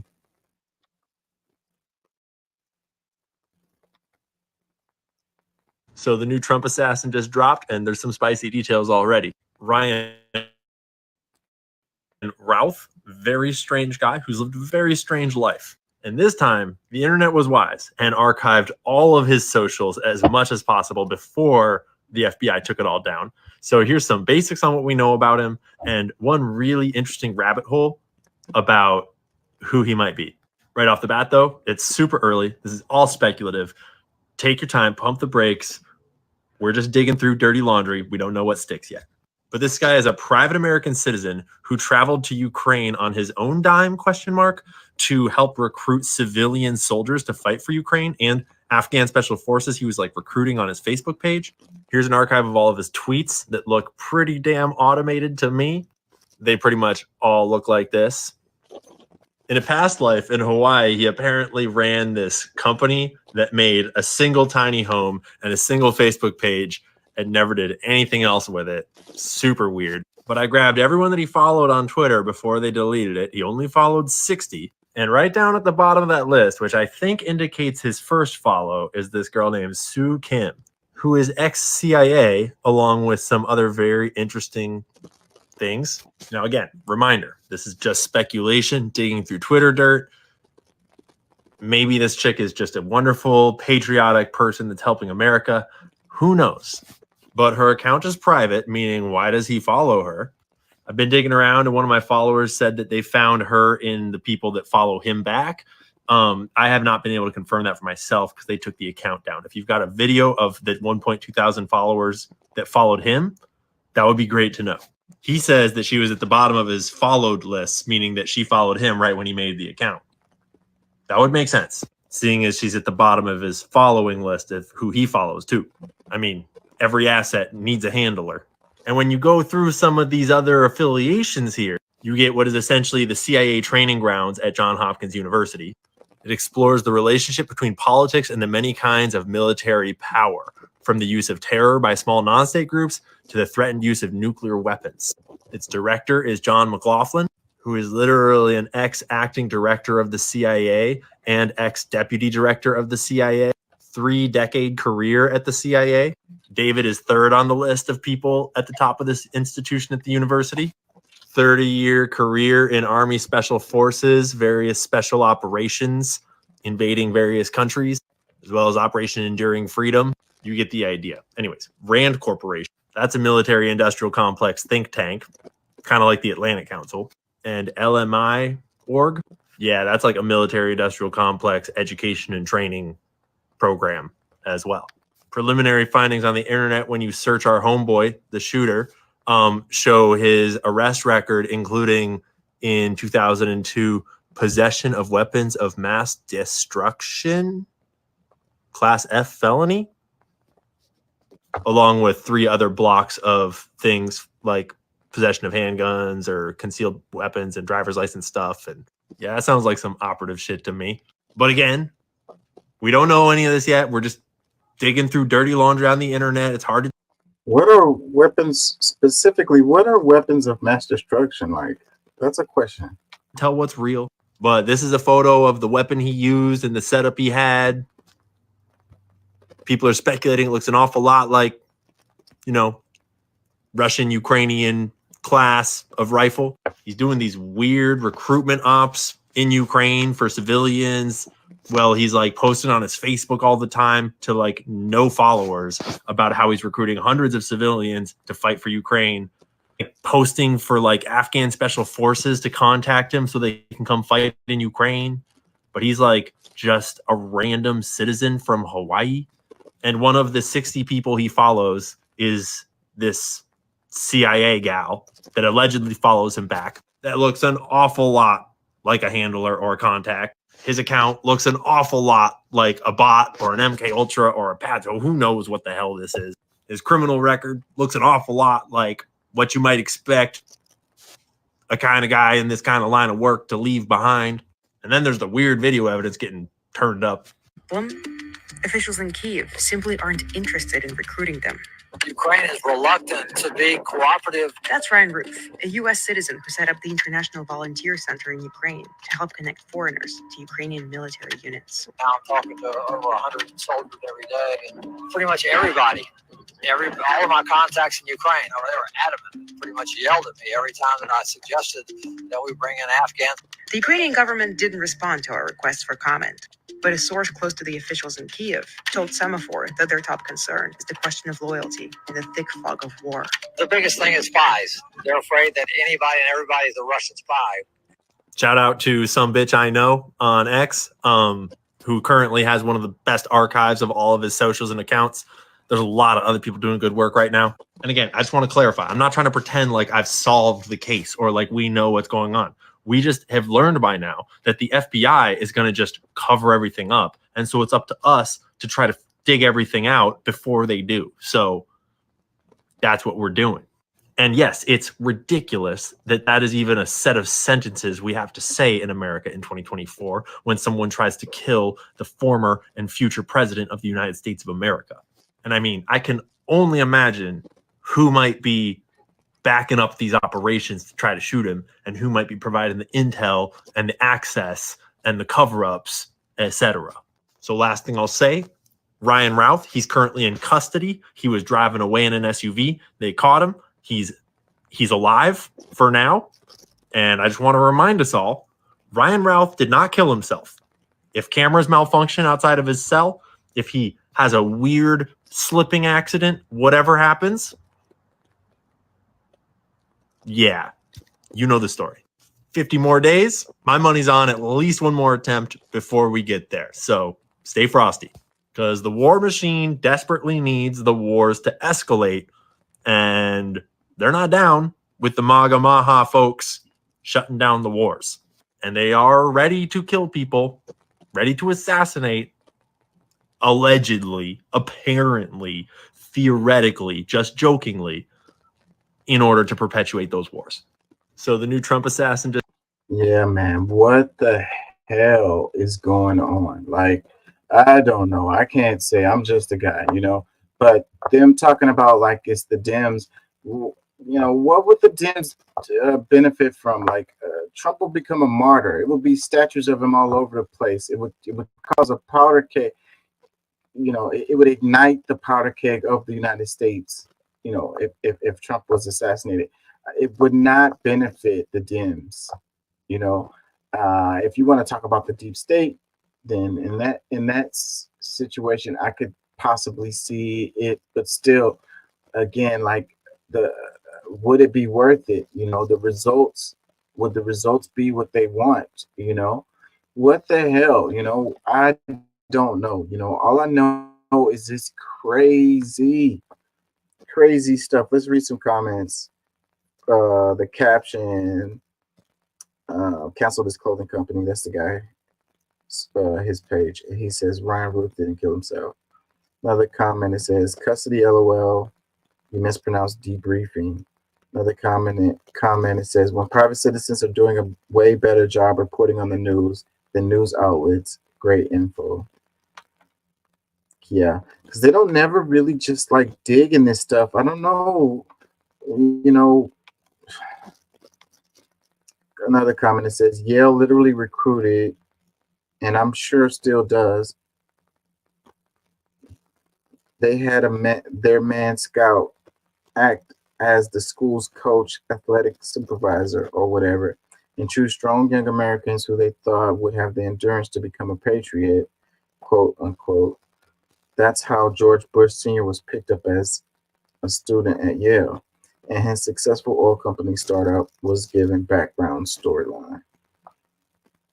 Yeah, things don't happen in a vacuum. The people who end up being the president or whatever, there's always a history. There's always connections, powerful people behind the scenes, who they're related to, who their grandparents was, and stuff like that. Comment says, was that gun a Dragunov? Another comment. So I'm confused because both Harris and Trump are committed to completing the genocide of Palestine. What motive would the military-industrial complex have to offer him? See, that's what I'm saying. Exactly. Yeah. What would be the motive? What would they benefit? Who would benefit from Trump being out of there? Another comment that says, I'm really trying to understand how people who consider themselves conspiracy theorists have arrived at the conclusion that Donald Trump is somehow a good person and that we should be rooting for him. Like, are you effing serious right now? Another one that says, they're going to dead you, bruh. Another comment that says, I'm going to screen record this because I'm sure they're going to try to take it down. Another one that says, stay safe, Ian. They hate it when you tell the people the truth. Another one, you really think Trump is anti-war? No way. Another one, why RFK isn't VP? I will never know. That's a random ass comment. Another one, bro, who claims ex-CIA on social media and not just in the movies? This one is glowing for sure. You know, I don't know. I know it's a mess. I know we don't know what the hell is going on. You know, what's really going on. Breaking news, Secret Service fires a gunman at Trump Florida golf course after apparent attempted assassination. The FBI says it is investigating what it called an attempted assassination of former President Trump after Secret Service agents fired at a man with a weapon on or near Trump's Florida golf course on Sunday. This comment that says everything about him is incompetent, even his assassins.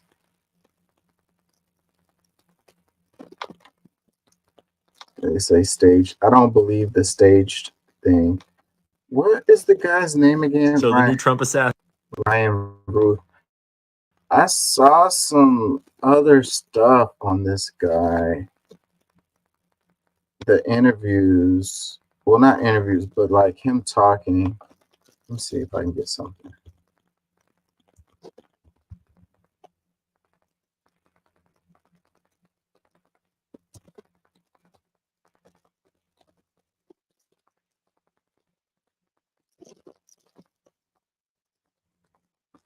So he's in federal court. He appeared in federal court. Let's look at this.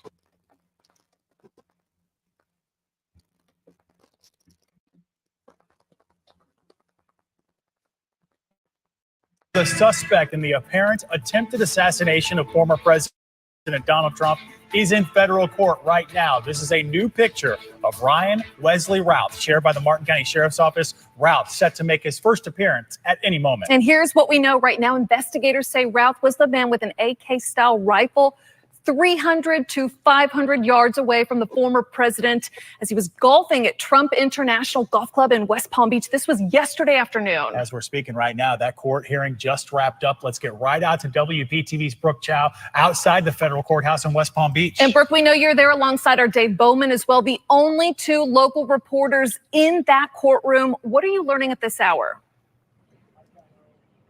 Well, we know this morning that there was only 10 reporters allowed inside of the courtroom. Myself and Dave Bowman come in here. Dave, we were the only two local reporters in there, learning now that they're calling him Ryan Wesley Routh in Magistrate McCabe's courtroom. What do you know?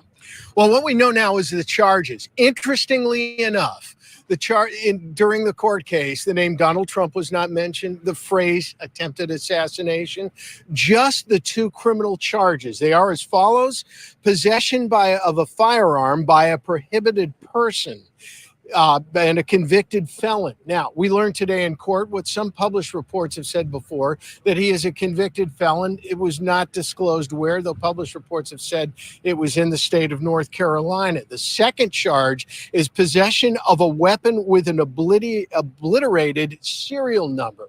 Apparently, the weapon that was found at the scene just outside the golf course had the serial number attempted to be filed off. For both those charges, the first charge, potentially 15 years in prison, the second charge, an additional 5 years in prison. And of course, there could be other charges pending as this goes on.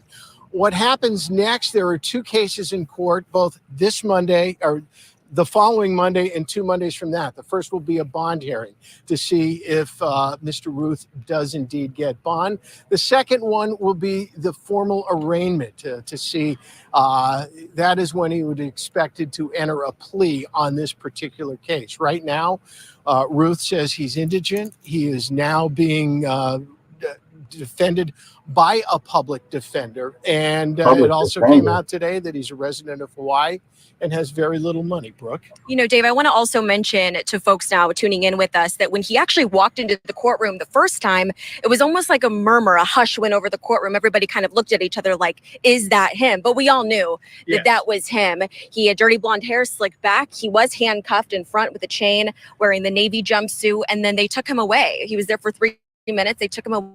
Then he brought them back. But thank you for those updates. I left the courtroom that way.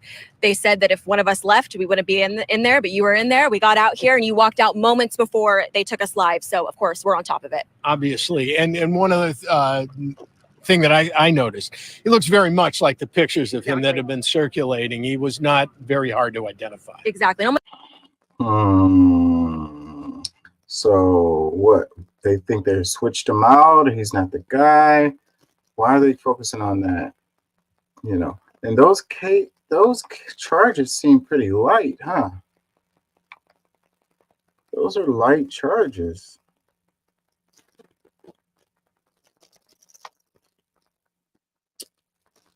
There's some videos that's floating around the internet. I guess they're not gonna be here, I don't think.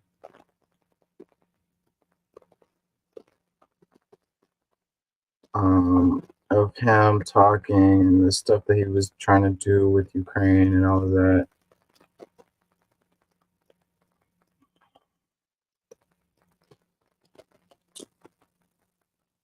Six days ago.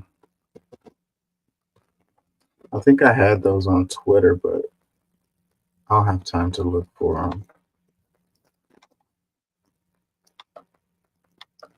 What do y'all think?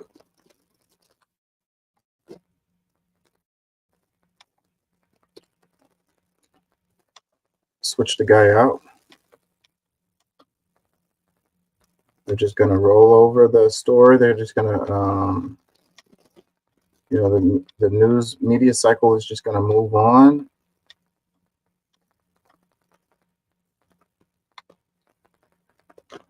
I don't know. I guess we could say it's over. They caught him. He's in jail.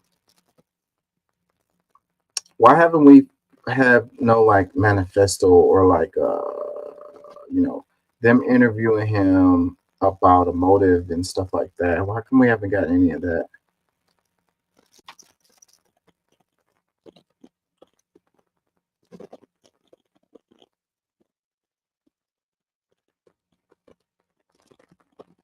Let's move on. Let's move on. It says Venezuelan police say those guns were intended to kill President Maduro. Yeah, I don't know if y'all heard about this case, but they arrested some folks, and there was a number of them were Americans, and apparently they were trying to assassinate Nicolas Maduro, president of Venezuela. People are saying it's fake news, made up story.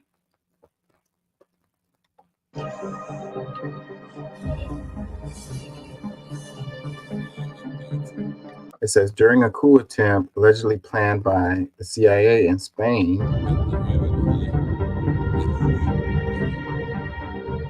3 Americans, 2 Spaniards, and a Czech citizen were arrested.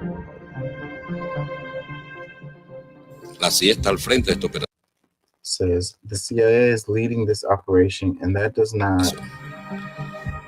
Y la otra que tampoco nos extraña, pero surprise us, but the National Intelligence Center, Ellos siempre han mantenido un bajo perfil sabiendo que la CIA opera en esta zona, que es el Centro Nacional de Inteligencia de España. of Spain have always maintained a low profile.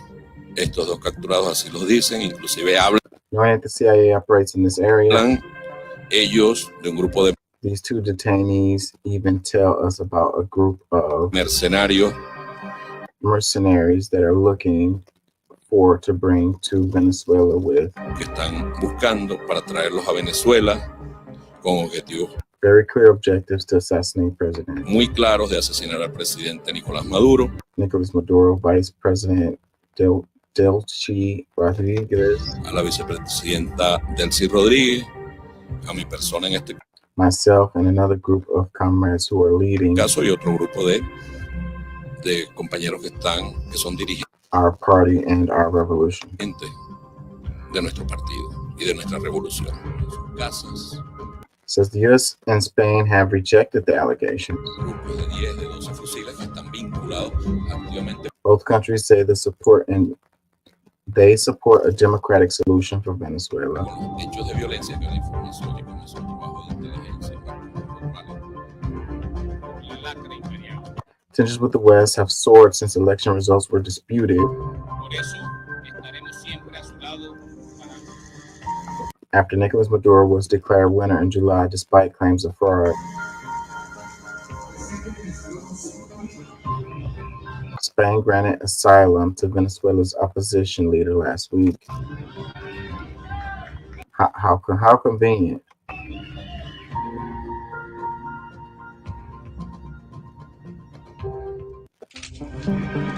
So this is Al Jazeera. It says 3 Americans, 2 Spaniards, and a Czech citizen have been arrested in Venezuela as officials describe a CIA-led plot to assassinate President Nicolás Maduro. State TV broadcasts images of dozens of confiscated rifles from the alleged coup plotters. Comments, it says the same government always put their own arms to make others seem guilty. They use the same military tactics that Israel militaries. Just try to analyze the facts, real facts, how the government have killed their own people for Venezuela, how more than 200 people in jails for protesting against the not proper recognition of their votes. I am witness of the excess of power and military power of the Venezuelan government. I am pro-Palestine and can see is so similar the threat of the Israeli government to Palestinians and the Venezuelan government to our own people. Just ask us. This was definitely a translated deal. That's why that was kind of hard to read. Another comment says they are dangerous for peace. Long live Venezuelan Prime Minister. Another one, the Monroe Doctrine. Another one, the Maduro regime lies the same way the Israel government lies. Most statements coming out of their mouth are a confession. As a Venezuelan, that's all I have to say. Another comment that says this is false. Another comment, fake. The news is also false as you are. You who are a channel that supports the narco dictatorship of Maduro and his people. You are other people guilty of spreading fake news. I live in Venezuela. I'm a Venezuelan Arab, and that news is not heard here. Do not continue giving and supporting Maduro when the truth, Edmundo, president won. Another comment, the U.S. is again pushing its democratic interests. Another comment, it says, this is applied by the Nicolás Maduro regime to maintain a narco regime dictatorship. I can't read this. Translation. Believing Maduro's regime is nonsense. Thousands of times they have shown themselves as a criminal regime. They never show evidence of anything. There's absolutely nothing to believe in. They always lie. Another comment, the lies never stop with the West. Not surprised they deny it even though they were caught red-handed. Another one, all is false. Another one, wild that the U.S. just openly plots assassinations on presidents of another country. Another one, surely the same military puts those weapons because that's what the Venezuelan government does. Another one. Have you seen this mess? Democracy can't stop messing with other people's decisions in the name of capitalism, can it? Well, there was outside poll watchers or whatever, like international folks that came over and monitored the election over there, and they said everything was up on the up and up. And Maduro, he just barely won. I think it was like 51%. So, when they say, that he cheated or whatever, you would think that it would be like 70% or something like that, like a large amount. But he barely won. And the United States have been dabbling in Venezuelan politics for a long time. Like, just not that long ago, it was, the United States recognized this guy. What was his name? Juan Guaido, and said that he was like the rightful president or whatever. And the dude never even ran. I don't even think he ever ran. And, so like just looking at history, you can see it makes sense. If you try to look at things in a bubble or in a vacuum or without context, then it may be hard to understand what's happening. But if you look at it historically, then what's actually happening is really, really clear.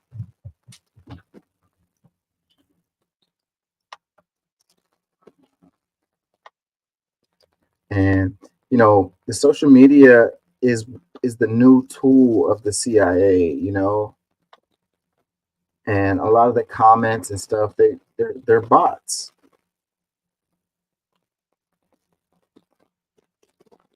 Let me see. Give me a second.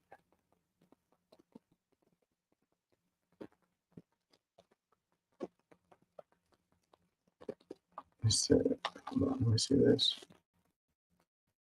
Jumping back to the Trump thing, it says update. Secret Service tackled former President Donald Trump on his golf course, later firing shots after spotting men in the bushes. On Sunday, news broke that the gunshots were heard in Donald Trump's vicinity while he's currently down in Florida. His team confirmed that he was safe after the report shots were heard. Now more details about the incident have emerged.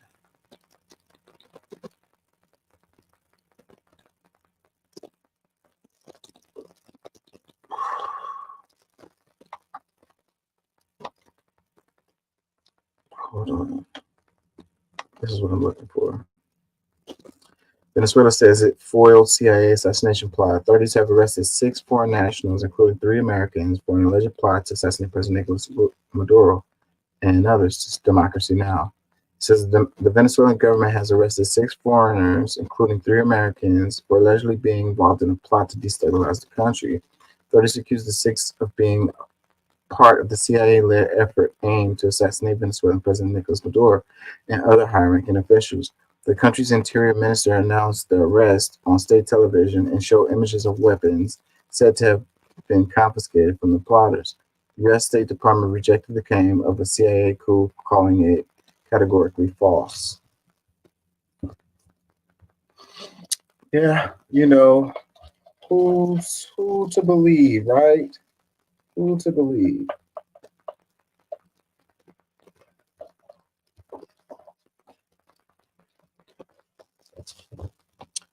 Comments. It says categorically false until it's leaked in 10 years that it's categorically fact, and probably so much worse than we knew. I guess they got too much on their plate for them to be efficient. It's like they're failing left and right? Failure, failure, failure. Another comment that says, sounds exactly like what the U.S. would and have been doing for decades. Another comment, America will do anything for another country's resources except for paying them fairly.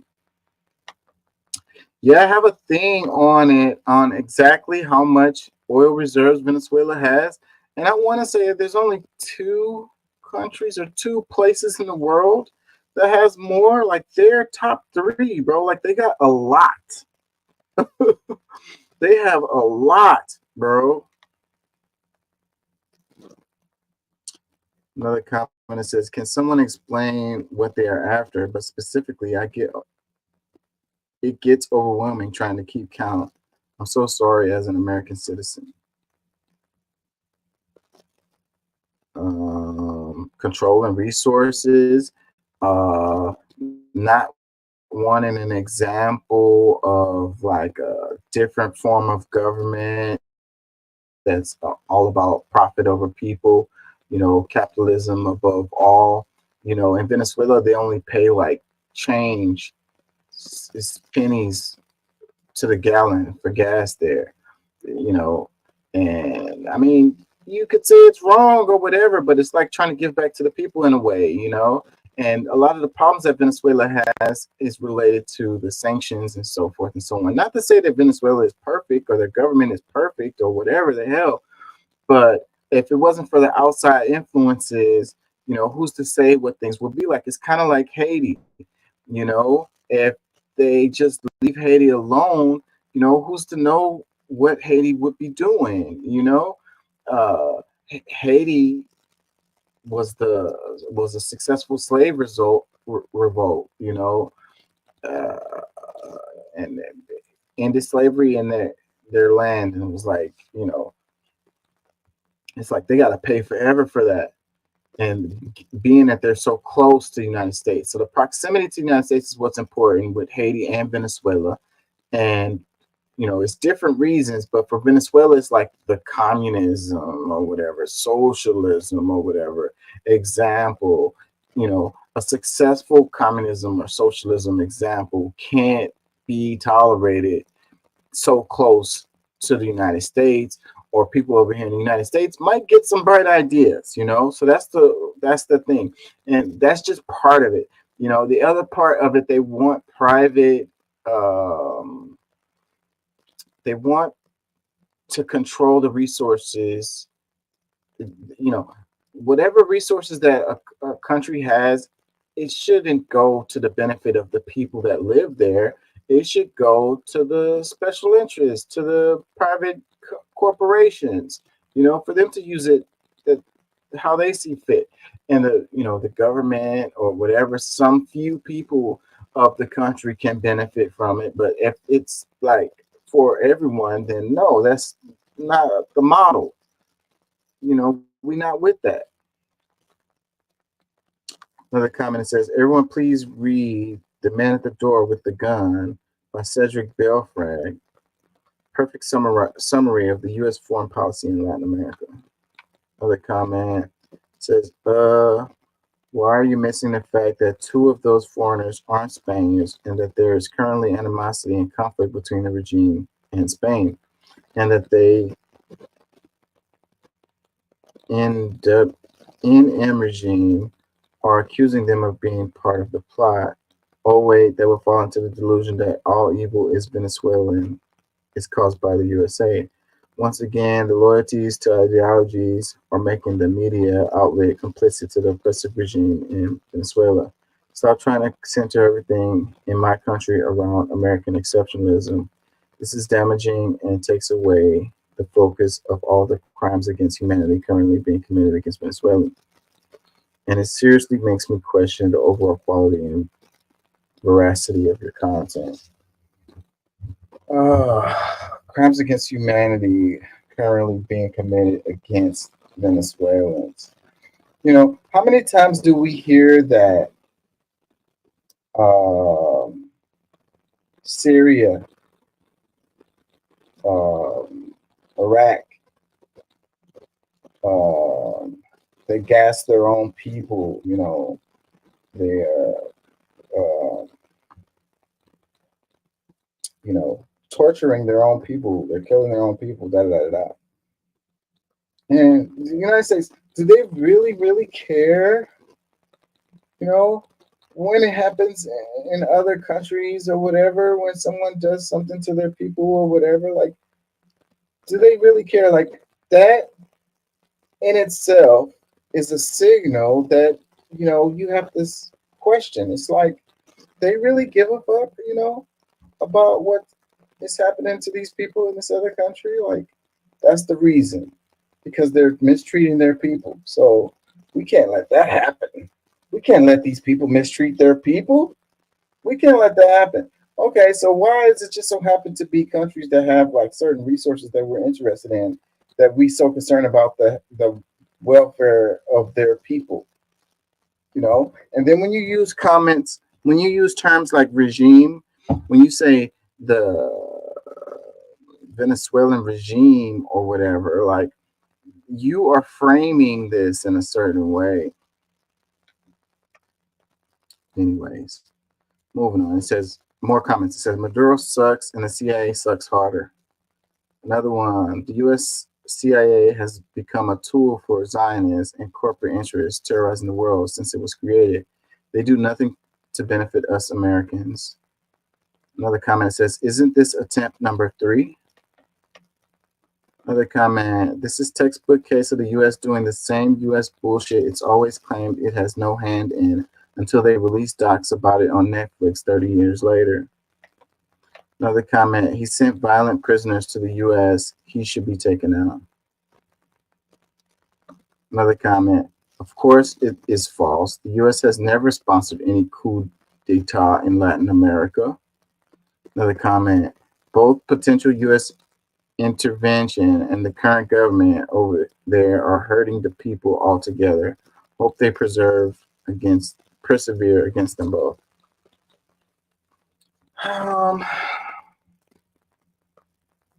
Like I say, Venezuela is not perfect. There's shadiness going on. There's shadiness going on in all countries across the world. But what is the United States' interest in it?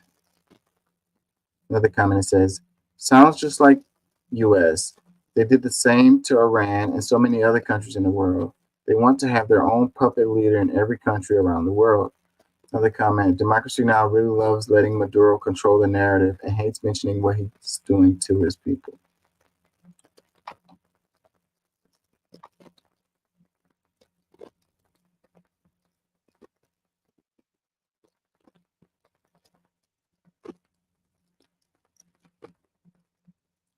I'm tired of the cats. Asian eating cats thing.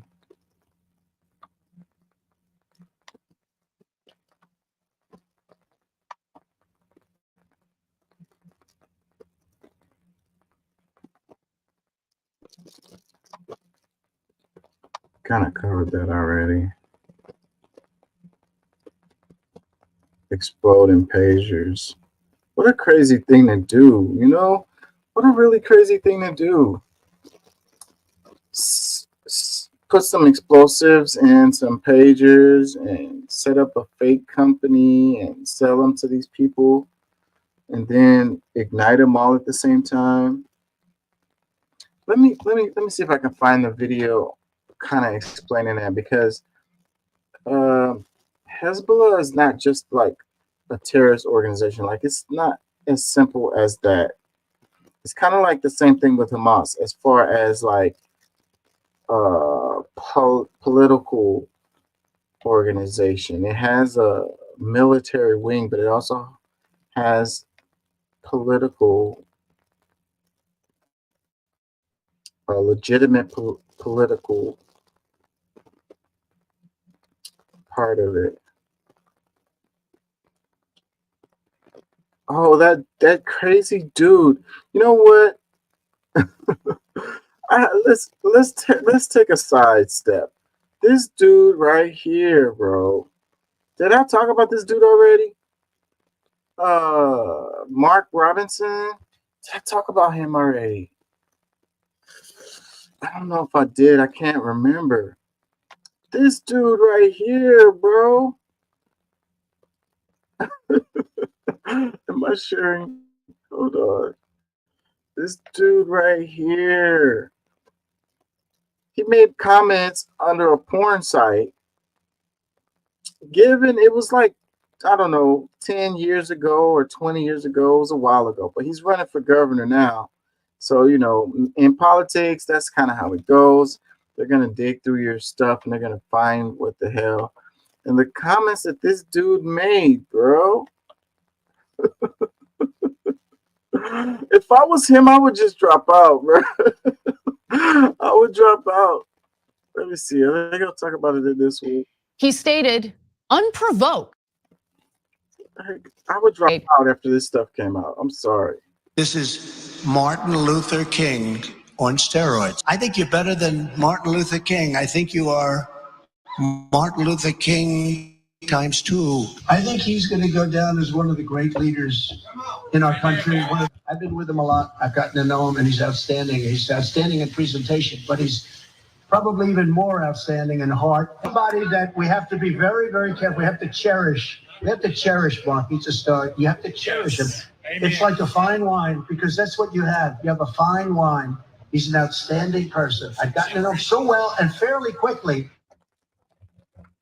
Fine wine is definitely a terrible way of describing the gubernatorial candidate, the Republican gubernatorial candidate for North Carolina, Mark Robinson, because CNN just published a pretty explosive report that uncovers several disgusting, vile comments that this Republican candidate made on a porn site called Nude Africa. Now, we'll get to the content warning right now because as we give you the details, you're gonna learn about the vile things he had to say. And they're very explicit. But according to CNN, Robinson wrote the comments under the username Mini Soldier. The reason why they were able to connect that username to Robinson is because he used this moniker on other sites as well, including Ashley Madison. They also connected that moniker to his email address. He also stupidly used his full name for this porn site, his full name.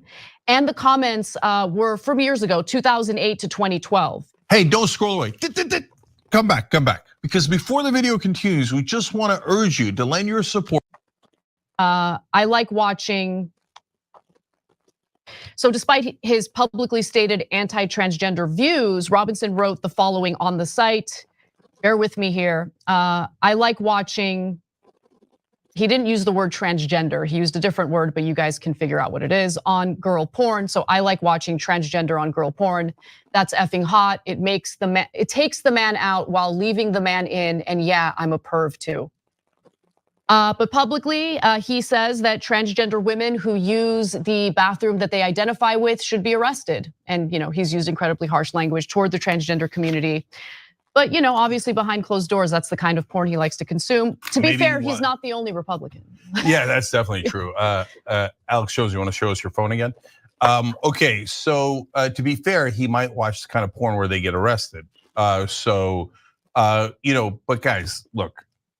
It's always like this. Like that person that's like extremely like homophobic tends to be gay. Like it's just a thing. I don't really know the psychology with that, but I've seen examples of it many, many times where someone is like over the top, ridiculously homophobic, come to find out they're gay. Like it's okay if you're gay, bro. Just be that. Like you're hiding something. Like, why are you being so extra over the top? So with this guy, he's extra over the top on transgenders or whatever. And apparently he likes to watch transgender porn. Like, are they going to get to the other comments? This guy made some really ridiculous comments, bro. Let me see. Are they going to do it? I didn't watch this video, so I don't know.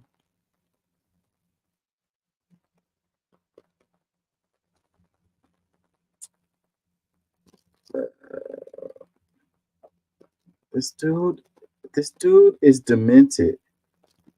See there? Yeah, they got him here, but they got him spread out. Let's see. I don't want to hear all of Cenk Uger's comments. All right, let me just give you what CNN wrote verbatim. So, but writing as mini soldier on Nude Africa in December of 2010, Robinson said he did not care about a celebrity having an abortion. Quote, I don't care, I just want to see the sex tape, Robinson wrote. Of course, publicly, he says he cares so much. Oh, those poor little kids that are zygotes that he has to save. In reality, he's like, I don't care at all, man, show me the sex tape. That is Republican politicians of my lifetime. I think that's way more the norm than it is the exception. He had some comments making light of a woman being raped. It had to do with a taxi driver who had allegedly raped a woman who was under the influence. And in response to that, he wrote, and the moral of this story, don't F a white bitch. All right, so let's get to the racism. Robinson also wrote a number of extremely racist comments, writing in a forum discussing Black Republicans in October of 2010. He stated, unprovoked, I'm a Black Nazi. Better than Martin Luther King, Donald Trump says. That same month, he wrote that he advocates for the return of slavery, saying, quote, slavery is not bad. Some people need to be slaves. I wish they would bring slavery, back. I would certainly buy a few.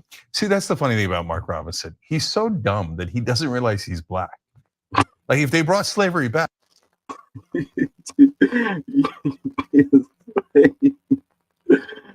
guy, man. Where did he find these people, bro? Are these the best and brightest? Like, what the F, bro?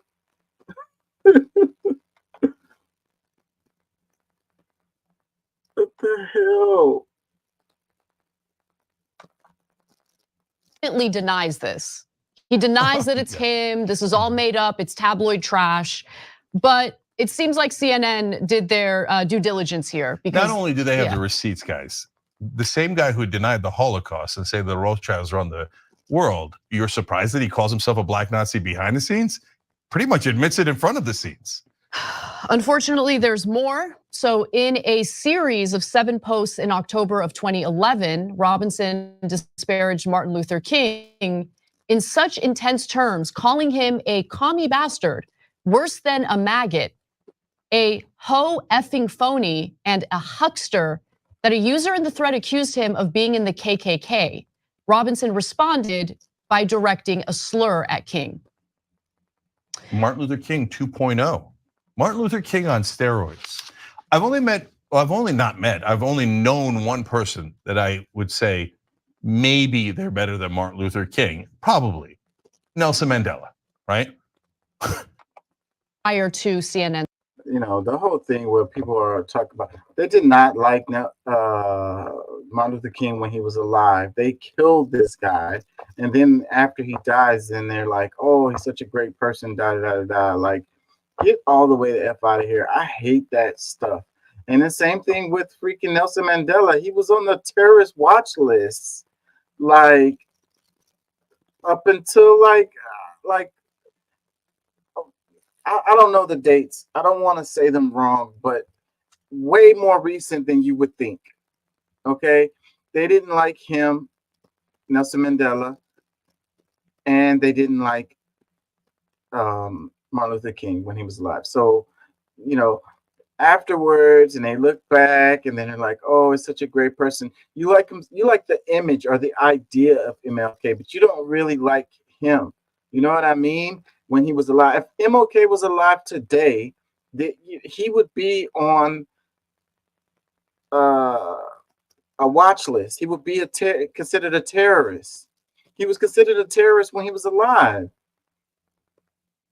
Like, I hate the way they rewrite history and that shit. Like, and then we're talking about Nelson Mandela, MLK. Like, gonna make me throw up, bro. That's so what is the word I'm looking for? Cliche? I don't know if that's the right word, but it's like typical. It's so typical. Oh, the greatest is Nelson Mandela, MLK. Get all the way the F out of here, bro. Like, get out of here with that bullshit. Report. What about Patrice Lumumba? What about Malcolm X? You know? Coming out.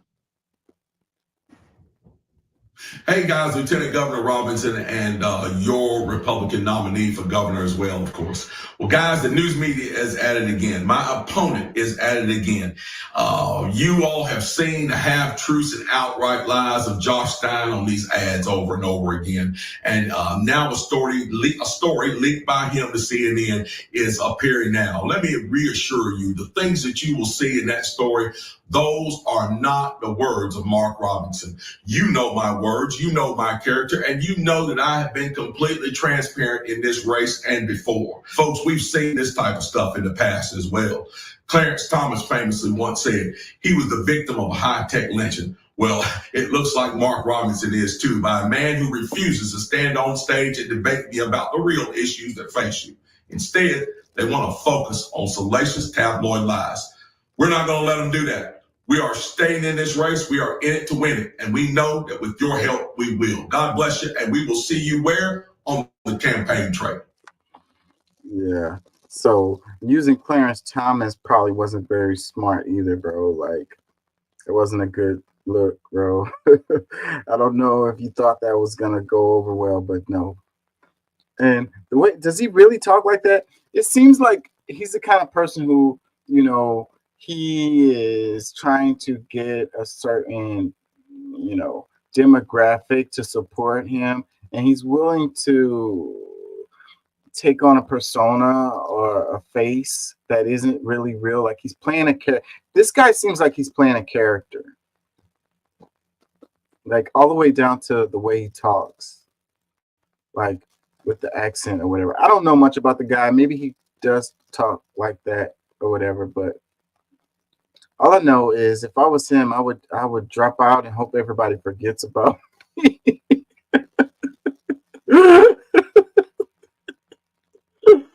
Oh my God.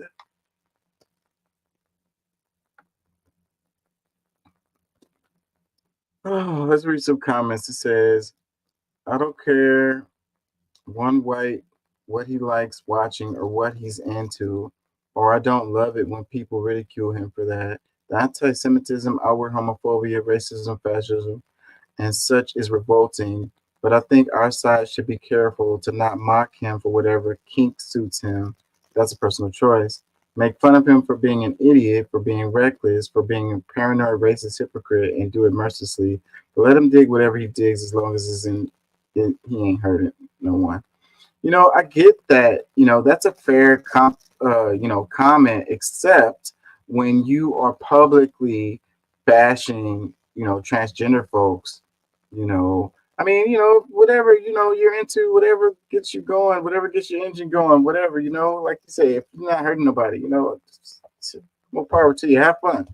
But he's running for public office, and he's also using, you know, the transgender issue as a way to get votes or whatever, and like he's so against transgender or whatever. So you against transgender so much that you want to watch them in porn. So there's a reason, you know, to focus on that. It shows a character issue. It shows he's not like genuine. Comments, it says, I live in North Carolina, and there is zero chance I'm voting for that lunatic. Shaking my head. Another one. Can't recall great GOPs from Lincoln, Eisenhower, Reagan to the Bush family insulting people. Not even Richard Nixon. Another comment. Robinson is MOK on crack, meth, and bath salts. Another comment, it says, it is always the morbidly obese who routinely skip the verses on gluttony and greed are the quickest to take any kind of stance comedy. Another comment, it says, if this really blows up and Robinson drops out of the race, I'm just waiting for Trump's response. Mark Robinson, don't know the guy, never heard of him. Another comment, Chank, America don't like terrorist lovers, and maybe CNN should go with you back to your freaking country. Okay. Another comment, well, the Democratic Party has shown their evil nature in trying to ruin Mark Robinson's reputation. North Carolina is a swing state, and the Harris-Walz ticket needs it desperately to win the election. So what choice would support their efforts? Slander vicariously Christian that Trump has supported. My question is, if this is legitimate, why wasn't it exposed when Robinson entered the race for lieutenant governor? These things come out over time, and whenever you are in a race, you know, as the race goes on, and it must be close. He must have a chance to win. That's when they start pulling out stuff. Like, it doesn't mean that it's not true. They could have been sitting on it and just waiting. It was like, we got something for you, buddy. Another comment says, how in the hell can you compare this douchebag to MLK? Another one, he actually probably won't win. Everyone in NC hates him. Another one, prove it first before you make up this slander. Another comment, Mark Robinson probably hates black pepper too. Another comment, it says Mark Robinson is like Martin Luther King on methamphetamines. Another one, when Robinson puts his dresses on at night, he must look like Vera out of Harlem Nights. The jokes just keep going. Another one, Anna doing any sort of even muted both sides with a guy who literally claims to be a Nazi and is a governor candidate is all sorts of not okay. Another comment, if anyone doesn't think Trump and his camp already knew this, then you're stupid. Another comment, I'm not reading that one. It says, why does it seem that so many sexual offenders are part of the government higher ups? The idea is offensive that grown men are abusing women and underage girls. Robinson has confirmed his lack of respect for women in every way possible. Robinson has voiced his preference loudly. He believes women should not vote. I have to ask, how many abortions has Robinson had to fund? Probably not many if he watches transgender.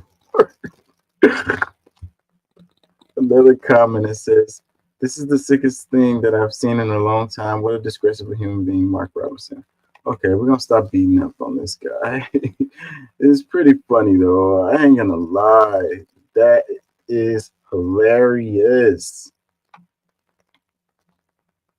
Bro, drop out. Do it now.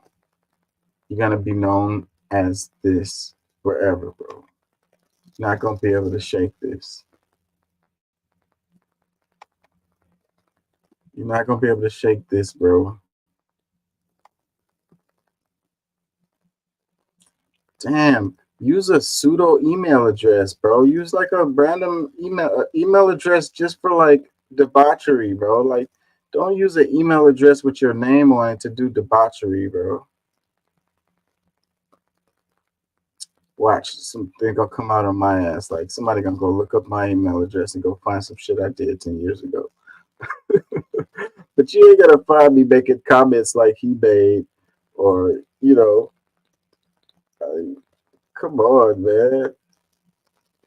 Probably will find something though. Dig around in there.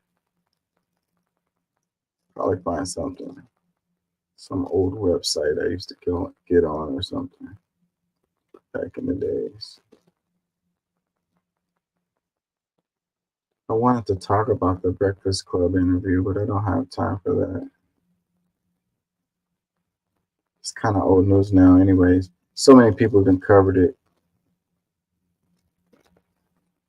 What was it? It was I was looking for something when I got sidetracked by that guy.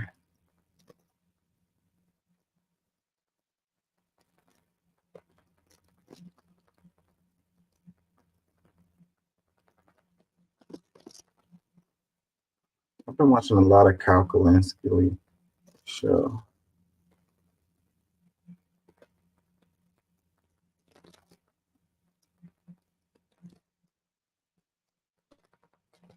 Yeah, I totally lost track of what the hell. I don't even remember what it was I was looking for. So let's move on. Oh, that guy. Just drop out, bro, because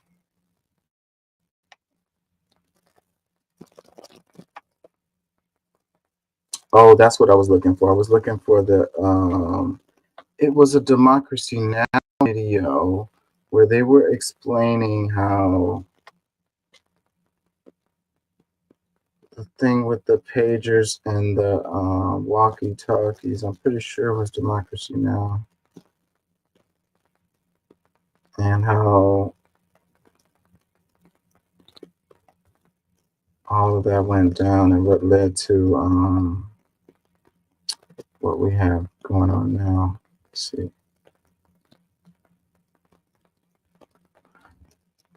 I think Trump got shook up a bit as a result of Kamala Harris attacking him in the debates. I guess he wasn't expecting that. Okay, here it is. This is what I was looking for. I'm just gonna play a little bit of this because I need a break anyway. It's just a little voice break. This news is funded by viewers like you. Please support our work at democracynow.org/give. We begin today's show in Lebanon, where there's widespread fear after a second wave of explosions involving electronic devices went off across the country. Israeli agents are reportedly responsible for rigging the devices. On Wednesday, thousands of walkie-talkies and other devices blew up, killing more than 25 people and injuring more than 600. Some of the blasts occurred at funerals for victims of Tuesday's explosions, which targeted electronic pagers, when 12 people were killed and nearly 3,000 injured, including many members of Hezbollah. This was the scene at one funeral on Wednesday.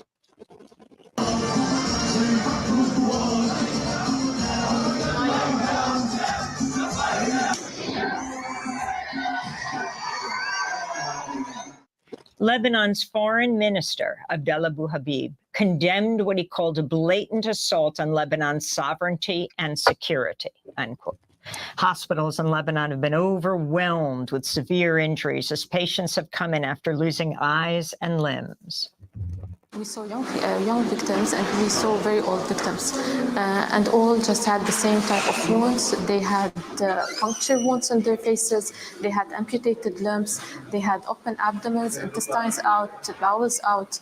Unfortunately, there were wounds that we couldn't explain. There were ruptured eyeballs, there were fractured mandibles, fractured bones out. So basically, it was the first time I ever see wounds like that. I couldn't even classify some wounds or categorize some wounds. The New York Times reports the electronic pagers have been manufactured by a front company run by Israeli intelligence officers. Many of the pagers were obtained earlier this year after Hezbollah leader Sheikh Hassan Nasrallah warned against the use of cell phones to avoid Israeli surveillance. On Wednesday, UN Secretary General Antonio Guterres condemned the weaponization of civilian objects. I think it's very important that there is an effective control of civilian objects, not to weaponize civilian objects. That should be a rule that everywhere in the world governments should be able to implement. The link of what's happening in Lebanon with what's happening in Gaza is obvious since the beginning.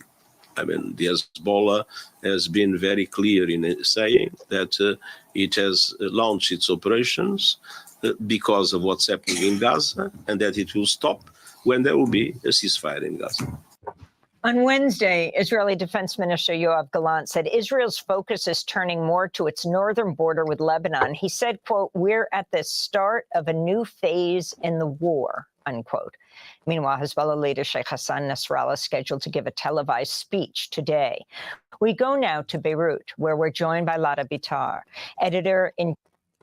Yeah, so when he did a speech, then they did a flyover, and then like the next day they started bombing them. I kind of wanted to, it's going to take too long, but a lot of regular folks got hit with these explosions from these pagers. It wasn't just military folks. Then you had innocent people around it. You had political officials. You had the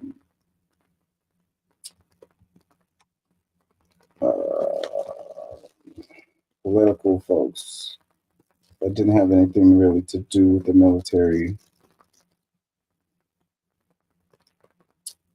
Anyways, I don't know how much longer I'm gonna stay. Let's do some scrolling on here and see what did I miss.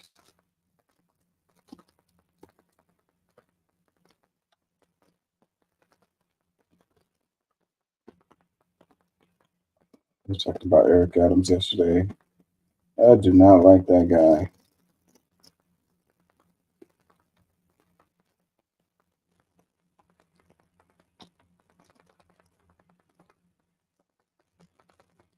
It seems the pictures that exploded in Lebanon injuring close to 3,000 people and killing 10-year-old girl were manufactured by Motorola. This thread explains how Motorola is far from deeply integrated with the Israel military than most non-Israeli technology companies. Motorola developed a special encrypted system tailor-made for the Israeli military, unconnected to any civilian networks. It was the product of a joint project between Motorola Israel and the Israel Army named Mountain Rose. The aim was to prevent counter-surveillance by resistant forces in the region. Motorola also set up the wide area surveillance system known as Moto Eagle for the Israeli Ministry of Defense. The system is essential to the settlement network and apartheid rail infrastructure. Motorola also supplies the Israel police with Astro 25 communication system through which the officers interact with each other. Motorola has also provided key components for Israeli armed companies like Rafael and Elbit Systems subsidiary IMI Systems. The company has also gone as far as sponsoring conferences held by the Israeli Ministries of Intelligence and Defense. I honestly didn't know Motorola was still a thing. Like, I thought they went away.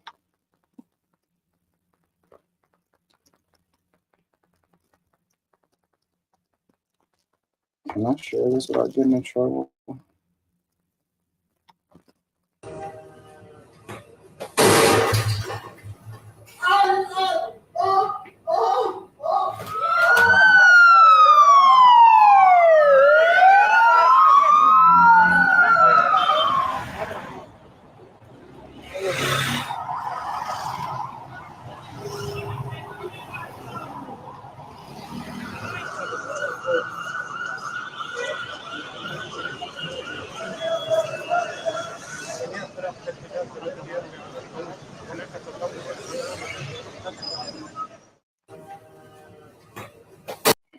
Yeah, so they were using the pagers because, they didn't want to use the cell phones. They figured they were more secure. It didn't work out for them.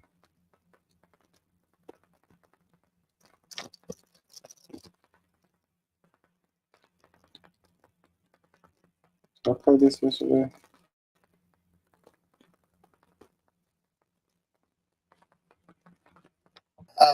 Your office was the office that had been prosecuting Jeffrey Epstein before he died in custody.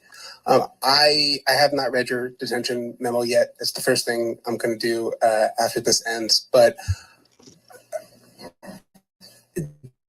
does the memo address, or is your office concerned with Combs's safety in custody, given what happened with Epstein? So we are concerned with anyone's safety whenever they are detained prior to trial. It's part of our obligations to keep people safe as well. It's part of the criminal justice system. So, but I do not draw any sort of connection between Jeffrey Epstein's suicide and what may or may not happen to any other defendant while they are detained pre-trial. And of course, the decision whether to detain the defendant will be up to a judge. Our position is that pre-trial detention is warranted under the law and based on the facts of this case. And I'll leave it at that. Are some of the prosecutors on this case some of the same prosecutors that had been handling that or that worked on the Maxwell case? So I'm not going to get into the staffing. I will say that this team, this group of AUSAs, this incredible group has been working on this case around the clock, and they've had their hands full. Ben Kochman, Post. Hey, thanks for doing this. Your office was the office that had been prosecuting Jeffrey Epstein before he died in custody. I have not read your detention memo yet. It's the first thing I'm going to do after this ends. But It says so. U.S. Attorney indicting Diddy answers this question: is your office concerned with Combs' safety in custody, given what happened with Jeffrey Epstein? So the Shade Room posted this. Damian Williams, the U.S. Attorney for the Southern District of New York, speaks on concerns about Diddy's safety following Jeffrey Epstein's suicide while under police custody. When asked if the same team indicted Diddy is the same team who worked with the Epstein Maxwell case, he responds, I'm not going to get into the staffing. I will say that this team, this group of AUSAs, this incredible group has been working on this case around the clock and they've had their hands full. Basically, not answering the question. Pretty political of you. Let's look at this semi-related story over here.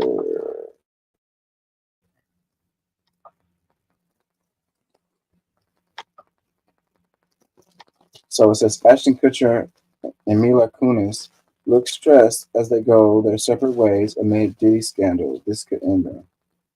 So it's kind of like drama-ish, but we're gonna look at it anyway. By Joanne Sheffer, September 20, 2024.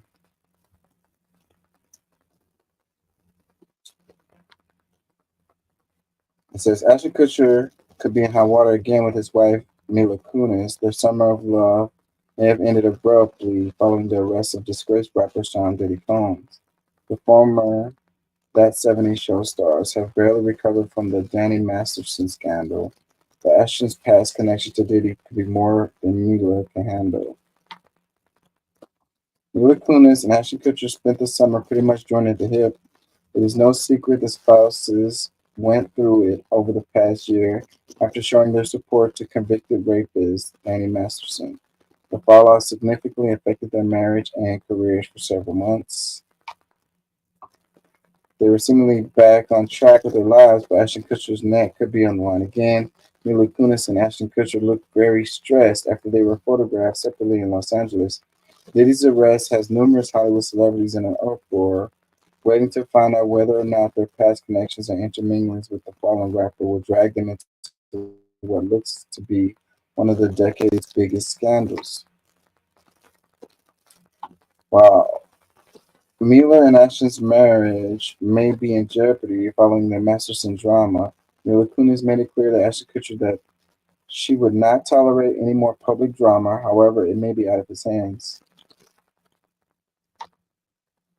An old video of Ashton Kutcher has resurfaced amidst Diddy arrests. The actor laughs and jokes about Diddy's parties and in footage stating that there is a lot I can't tell. However, per the Daily Mail, Sean Combs' 14-page indictment reportedly lists many A-list names and video footage from the rapper's alleged freak-out gatherings. It is unknown whether Kutcher is on the list, but either way, he has implied he has some secret info regarding Diddy's parties that he can't discuss. It is unclear which parties Kutcher attended, but he described them as weird. Diddy party stories, weird man, he said. The footage resurfaced this week, prompting a wave of scrutiny and criticism among Kutcher,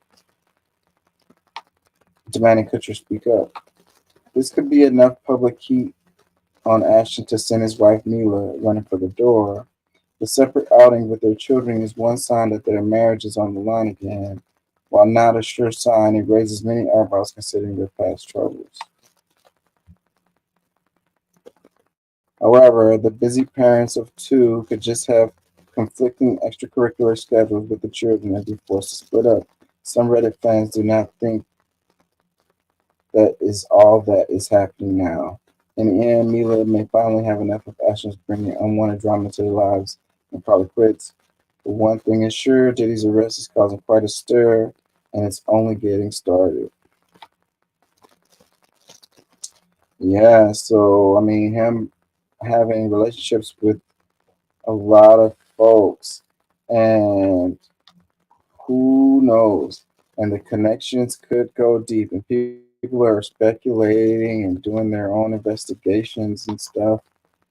Old videos are popping up and going down the timeline. Scary times if you were a person who was hanging out with Diddy back in the days.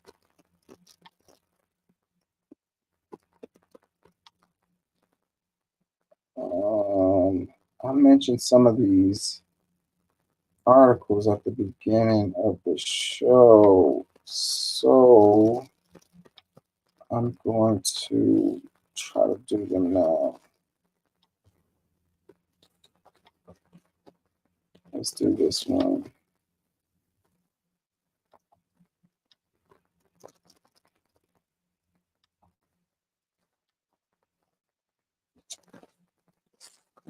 People. Man spits on ground outside of his home. DNA match later leads to his arrest in 1988. Stabbing murder of Boston woman.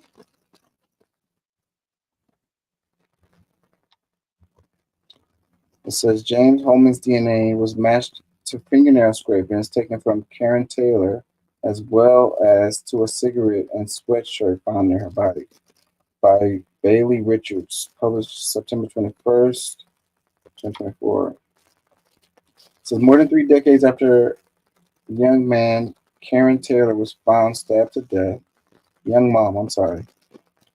More than 3 decades after young mom Karen Taylor was found stabbed to death in her Boston apartment, a man has been charged with murder. James Holman has been linked to Taylor's death after her body was discovered in 1988, as authorities found a check made out to him near her body. However, police had not been able to tie him to the case forensically until now, according to CBS News. After Holman, 65, spit on the sidewalk outside of his Boston home last year, authorities were able to link his DNA to the 36-year-old cold case, the outlets reported. So, think about this. So, they were probably watching him, right? They couldn't find nothing. So, it's a cold case, too. So, it's a cold case. Somebody is working a cold case. They're hanging out this guy's place. They're watching him. They see him spit on the sidewalk, and then they go and get, they sample it so that they can do a DNA test. That's crazy. Spitting on the sidewalk, get your ass caught the hell up.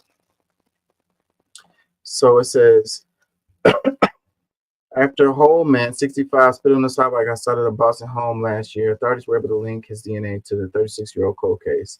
That was reported. Investigators deemed Holman's DNA a match to DNA found underneath Taylor's fingernails at the time of her murder, as well as to a bloody sweatshirt and cigarette discovered near her body, officials told WCVB.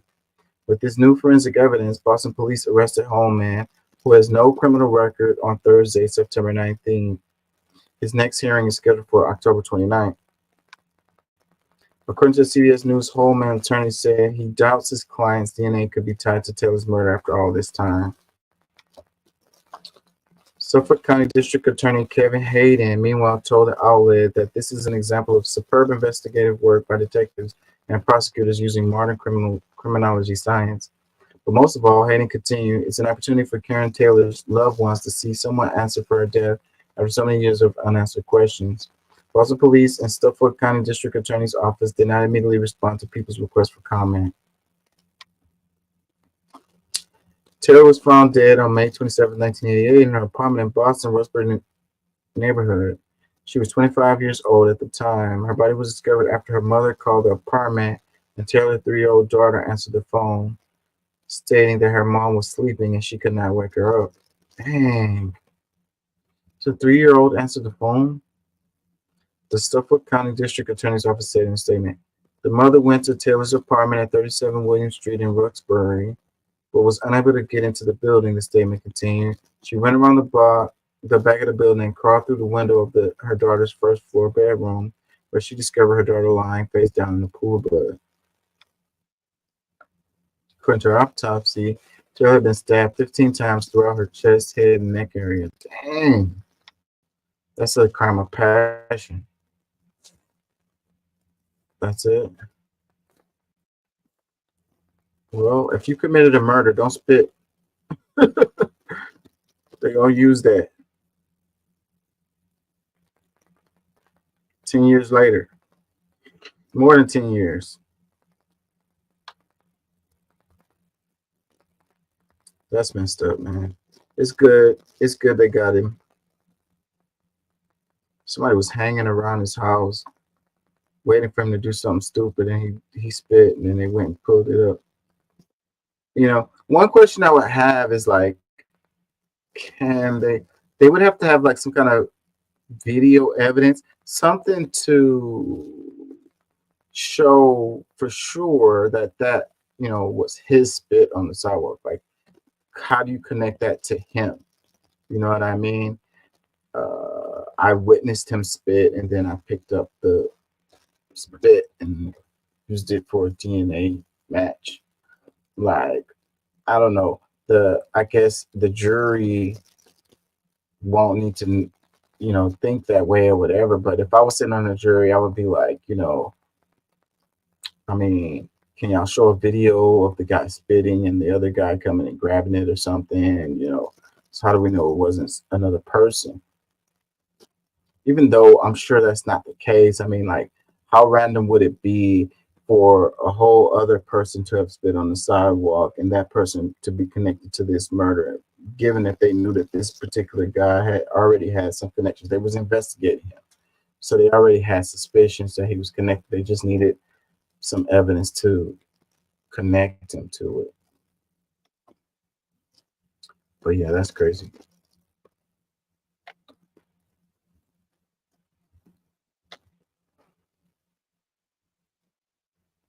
I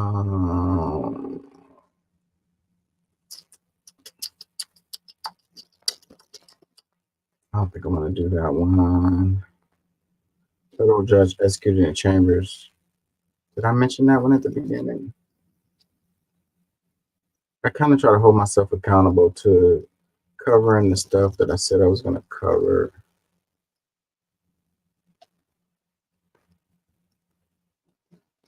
Is this one a video? Oh, I won't have to read. Hold on. Hold on, y'all.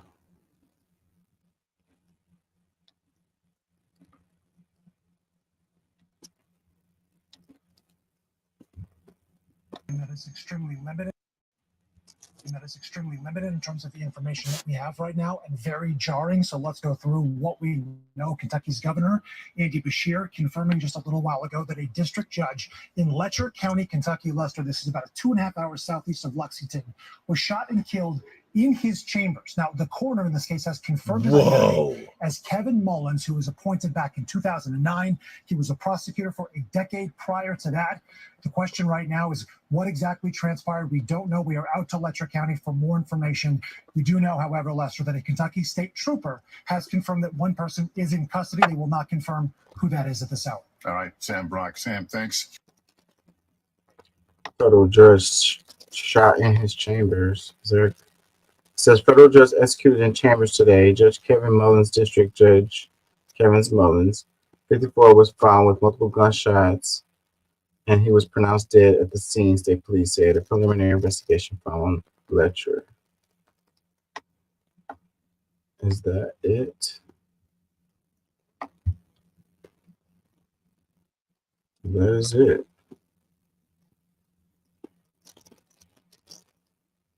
I don't know. Guess we could just speculate on it, but federal judge, somebody wasn't happy with the judge. How did they get back there in his chambers? They must have been somebody he knew to get back there. I can't help but to think that he was doing something shady, but who the hell knows what the hell was going on with this? I thought it was more to this. I thought I had looked at it, but I guess I didn't.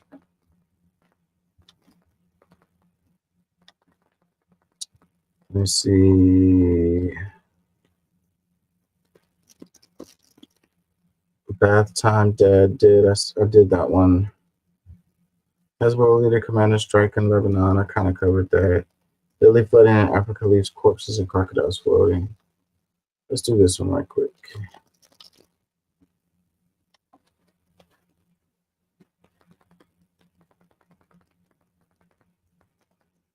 One second.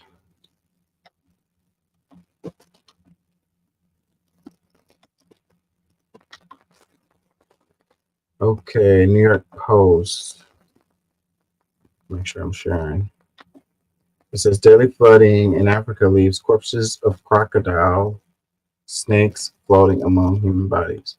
By Oliver Land 1 day ago. It says a wave of daily flooding in West and Central Africa left the remains of crocodiles and snakes floating among human bodies. The torrential rains have killed more than 1,000 people and displaced hundreds of thousands more across the region this year, with Chad, Nigeria, Mali, and Niger being especially impacted. Over 4 million people in West Africa have been affected by flooding this year, a threefold increase from 2023, according to the United Nations. So far, at least 230 people have been found dead in Nigeria, 265 in Niger, 487 in Chad, and 55 in Mali, which experienced its most catastrophic flooding since the 1960s. One of the hardest hit cities in Maiduguri, the capital of Nigerian state of Borno. Resident Sela Bukar, 28, said he was woken up last week around midnight to the sound of his neighbors yelling, "Water is flooding everywhere." They were shouting, "Everybody come out, everybody come out." Some elderly people and those with disabilities was left behind, he said. Those who did not wake up in time drowned immediately. State of emergency. Wait, it says Ashatu Baagana, mom of 3, had to abandon her new baby as she was overwhelmed by the water surging over her house. Dang, she abandoned her child, bro. Like, how many people would do that? Like, I don't know, man. I have to figure out a way to make it with my baby. Like, I can't leave my baby. Like, I don't know. Was the baby in another room and she couldn't get to him? What, I don't know. It says, I yelled for my family to help me get my child, but I don't know if they were able to. I haven't seen any of them since, she said. Dang. She hasn't seen the baby. She hasn't seen the family members. It says at the end of this week, 15% of Maiduguri remain underwater, according to local authorities, and the forecast predicted more rains across the area. The floods displaced at least 600,000 people in Boro, while at least 100 were killed and 58 injured, the UN reported. Flooding also killed about 80% of the animals at the Borno State Museum Park, and several reptiles escaped. Some damn reptiles escaped from the damn park during the damn flood. Like,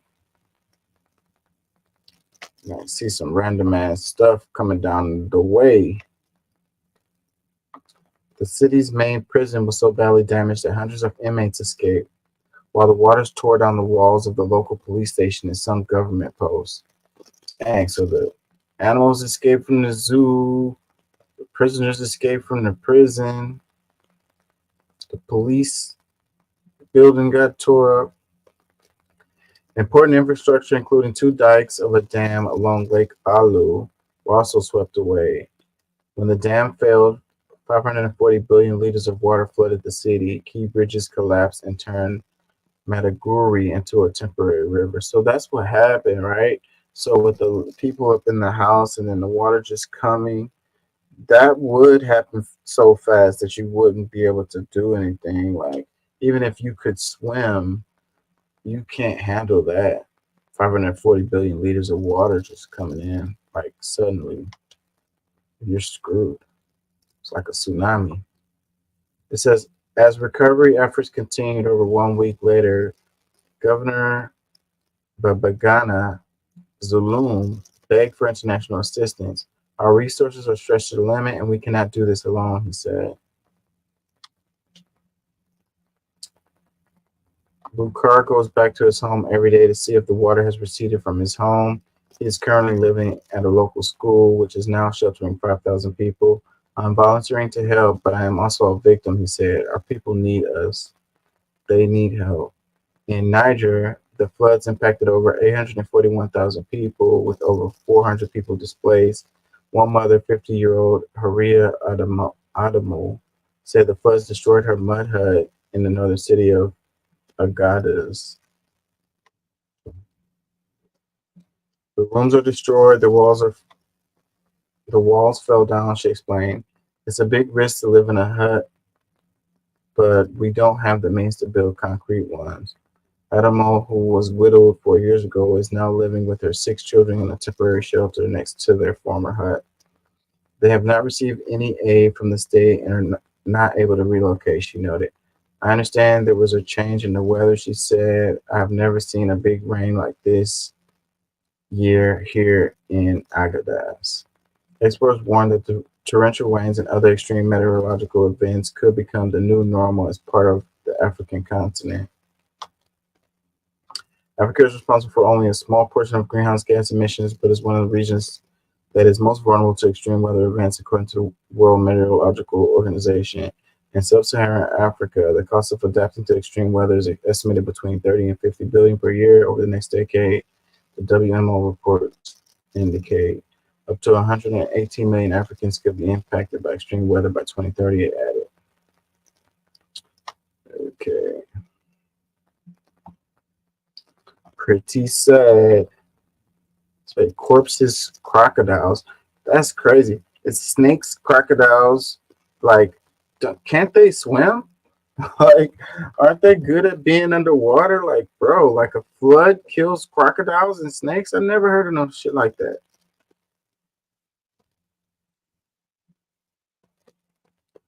Maybe they were alive. Maybe that's not what they're saying. It says deadly flooding in Africa leaves corpses of crocodiles. So it says corpses of crocodiles. Snakes floating among human bodies.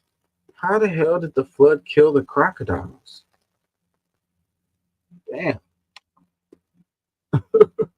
That's pretty damn intense. If damn flood kills crocodiles, like they live in the ocean, like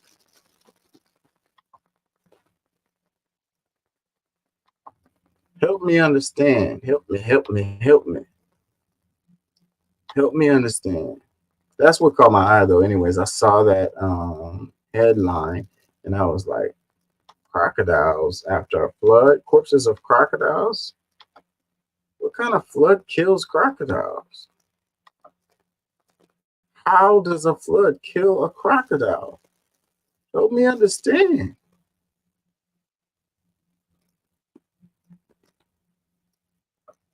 Did I play this yesterday? I mean, he came here to surrender at a time agreeable from the U.S. Attorney's Office, and then they arrested him last night. I spent the evening with him. I was with him until about 1 o'clock. His spirits are good. He's confident. He is dealing with this head on, the way he's dealt with every challenge in his life, and he's not guilty. He's innocent of these charges. We know what the charges are going to be. Without seeing the indictment, it's going to be racketeering, it's going to be sex trafficking, it's going to be things along those lines. This is what we've been expecting since the searches in March. He came here to his great credit, he voluntarily came to New York. Not a lot of defendants do that. He came to New York to basically engage the court system and start the case, and it'll start today. And he's going to plead not guilty, obviously. He's going to fight this with all of his energy and all of his might and the full confidence of his lawyers. And I expect a long battle with a good result for Mr. Combs. Do you think he'll be released? I'm going to fight like hell to get him released, and he should be released with all that he's done and coming here voluntarily. And guys, I'm going to cut it short because I have to go in. All right. So thank you. Yeah, so it says Diddy's lawyer speaks on his charges before heading into court. He's not guilty. He's innocent of these charges. So Diddy voluntarily went to New York to fight this case, and they locked him up. So I don't know. Like I was saying in the other show, Russell Simmons went to a country that don't have extradition, and Diddy went to the place that has the case on him. So that's like, I don't It know. was great. So it says break-in, Diddy has been taken into federal custody in connection with alleged sex trafficking investigation. Shay Run posted this. Following his arrest, Diddy's lawyer Mark Agnifilo addresses the charges being brought against the mogul. Agnifilo says that Diddy came to surrender upon agreement with the U.S. Attorney's Office following his arrest yesterday evening. According to Agnifilo, since the searches in March, both him and Diddy have been expecting charges of racketeering and sex trafficking. Man, when they get you with those, it's so hard to beat a RICO charge. That is hard to beat. And I wonder though, I'm as rich as Diddy is, and then he went to New York on his own to be arrested. I'm surprised that they haven't let him back out. Because normally you would expect them, especially if they, volunteered, to be arrested, to let him back out. But in his case, it's not. So because you can't make the argument that he's a flight risk if he voluntarily went and turned himself in. Comments, it says, what else do we expect his lawyer to say? Another one says, they found 1,000 baby oil at his crib. That nigga did it. The jokes about the baby oil, man. I saw the pictures too. Like, that's so weird. That is just strange. Another comment says, not Mr. Pickles, advertisement in the back. OMG, you can't make this up. Another comment, it says, you need a new line, sir. Everybody can't be lying. Another comment, it says, they got something, they arrested him. The feds don't play. Yeah, they usually have been building the case for time before they, and when they went into his home and looking for evidence or whatever they were looking for, that was months ago. So, they've been working on this case for a minute now. So I don't know. And like I say, RICO cases are really hard to beat. It's a good chance that they feel like they have a good case. Comments, it says, let's not rush to judgment. I just want to remind everyone in the Black community to not jump on the hate train when one of us fails. Don't laugh when a man falls, learn. Another one, every lawyer says his client is innocent. Yeah, especially if you're the defense attorney.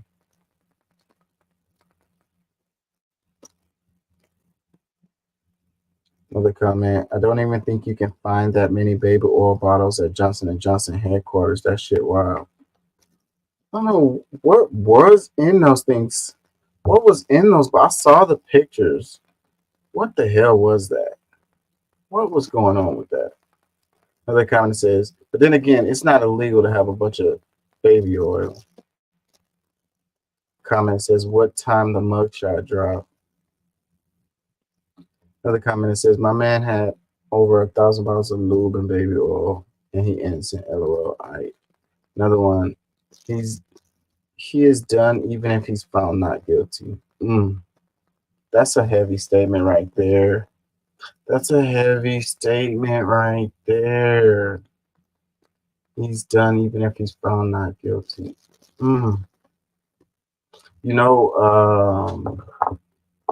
R. Kelly beat case after case, and then when they came out with that Lifetime docu-series, and then he felt like he needed to do that interview to defend himself, it was all downhill after that.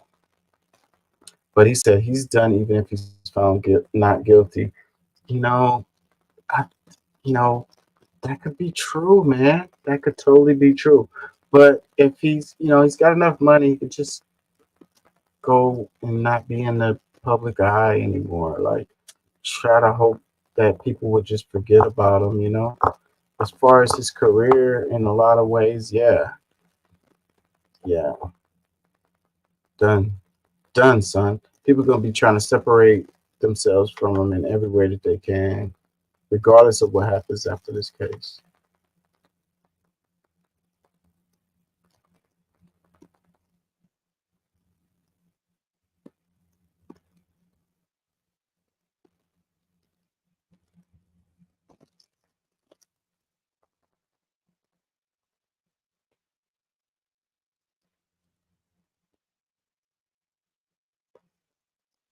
The Fed cut the interest rate by what, 0.5%? Is this on here? The labor market has cooled from its formerly overheated state. Inflation has eased substantially from a peak of 7% to an estimated 2.2% as of August. We're committed to maintaining our economy's strength by supporting maximum employment and returning inflation to our 2% goal. Today, the Federal Open Market Committee decided to reduce the degree of policy restraint by lowering our policy interest rate by a 0.5 percentage point. This decision reflects our growing confidence that with an appropriate recalibration of our policy stance, strength in the labor market can be maintained in a context of moderate growth and inflation moving sustainably down to 2%. The labor market has cooled from its formerly overheated state. Inflation has eased substantially from. Yeah, what do these words mean? Like, to me, at the end of the day, like, does it mean that my credit card payments are going to be less? You know, I don't have a home. I'm not paying a mortgage. So, you know, if I was buying a car, does it mean that my interest rates on my car is going to be less? Like, what does this really mean to me? You know? Let me read this. It says the Federal Reserve has announced it is cutting its benchmark interest rate by 0.5 percentage points, marking the first reduction in 4 years. Fed Chairman Jerome Powell said the decision reflects our growing confidence that with an appropriate recalibration of our policy stance, strength in the labor market can be maintained in context of moderate growth and inflation. You know, and what do they mean when they say strength in the labor market? You know, like, what does that really mean? Strength for who? You know, like employers, employees. What does that mean? How does that affect me? Comment, it says another step on a booming economy. Another comment, vote blue, it's the intelligent thing to do. Well, that rhymed, so you got that going for you. Another comment, Trump 2024. Another one, premature, going to cause inflation to increase. You know, the thing about the inflation, the price gouging, the monopolies, the multinational conglomerates, the trust, the antitrust laws that aren't being enforced. Another comment says, such crap, they were ordered to bring down the interest rate and as such claim inflation would drop as a talking point of Harris' presidential election. So, I mean, what are you trying to say there, bro? Like, you know, you don't want it, like, or whatever. You're like, okay, this is going to help the Harris campaign. So, no, I'd rather pay more, you know, interest on my mortgage. You know, Trump 2024, brr. Another comment, brainwashing people, another of Kamala's paid advertisement. How, bro? How do you get that? Like, how do you come to that conclusion? They're brainwashing people by cutting 0.5%. Like, I don't see much of an impact it's going to really have, the 0.5% interest dropping. I don't see much impact, but hey, what do I know? I'm not an economist, but at the same time, how is that brainwashing people? Like, where do you get that from? Another of Kamala's paid advertisement. What do you mean, bro? Like, your brain doesn't work, bro. Try again. Another one that says, but the prices didn't go down. What is he proud of? The prices came up 7% in each year and now goes up 2% each year from now on. Yeah. The prices don't go down because the damn corporations are price gouging. Another comment says, half a point isn't too much there. That's what I'm saying. Another one, my God, how many millions of dollars do I have in my bank account? Who do I send it to? I'm saying, like, oh my God, this 0.5 is going to really just like, I'm balling now, you know? hey, let's go buy a house now. It's like, like let's go, invest in the stock market. Like, boom, bro. Like these do 0.5. OMG. Don't have to worry about rent no more. I don't have to worry about my car note. I don't have to worry about buying groceries. I'm good.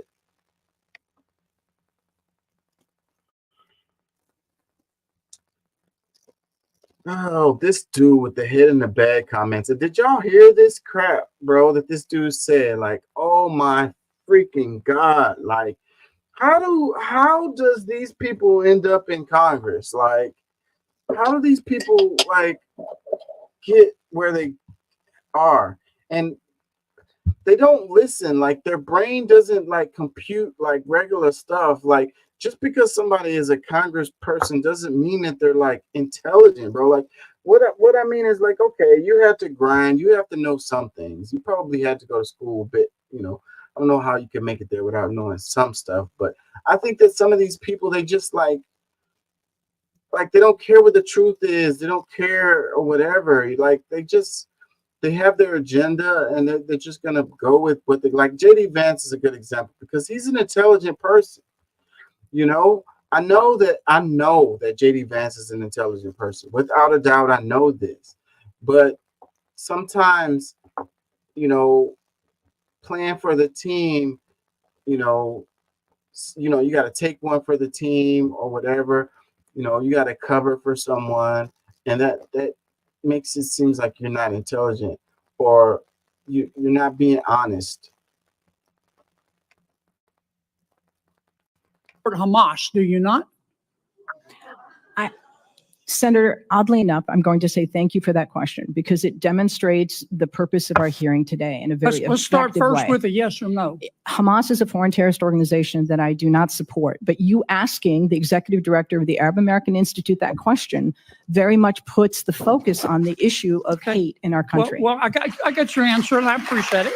I think it's exceptionally disappointing that you're looking at an Arab American witness before you and saying you support Hamas. You know what's disappointing to me? I do not You support can't Hamas. bring yourself I do to not say support Hamas. You don't or support UNRWA. You don't support Hamas. You don't. I was very clear in my support for UNRWA. Hezbollah, and you don't I support oppose- Iran. You should hide your head in a bag. You support Hamas, do you not? But did she not say I don't support Hamas? How did he go on with that line of speaking and saying that you can't bring yourself to say you don't support Hamas?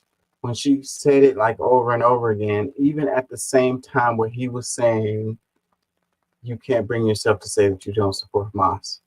And then he ends the whole thing with you should have your head in the bag. Like, what the hell does that mean? Does that mean that she should be decapitated?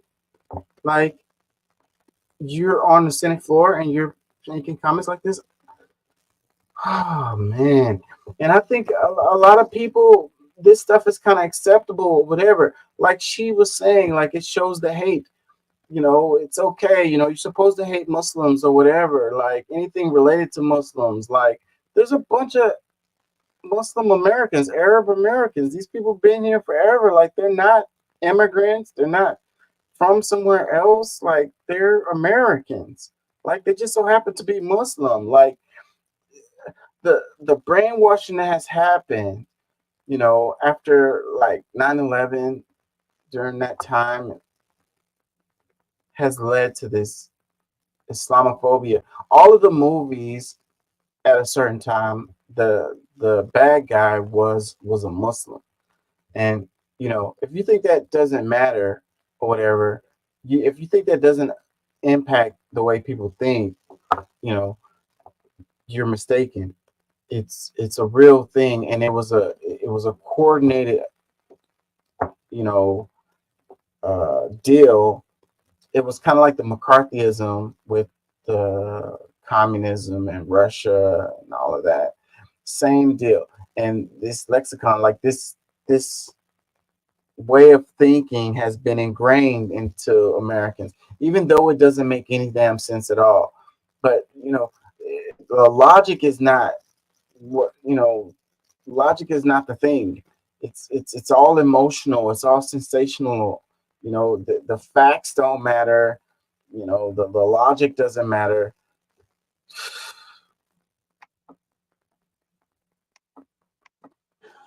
Senator, oddly enough, I'm going to say thank you for that question because it demonstrates the purpose of our hearing today in a very Let's start effective first way. with a yes or no. Hamas is a foreign terrorist organization that I do not support, but you asking the executive director of the Arab American Institute that question very much puts the focus on the issue of hate in our country. Well, I got your answer, and I appreciate it.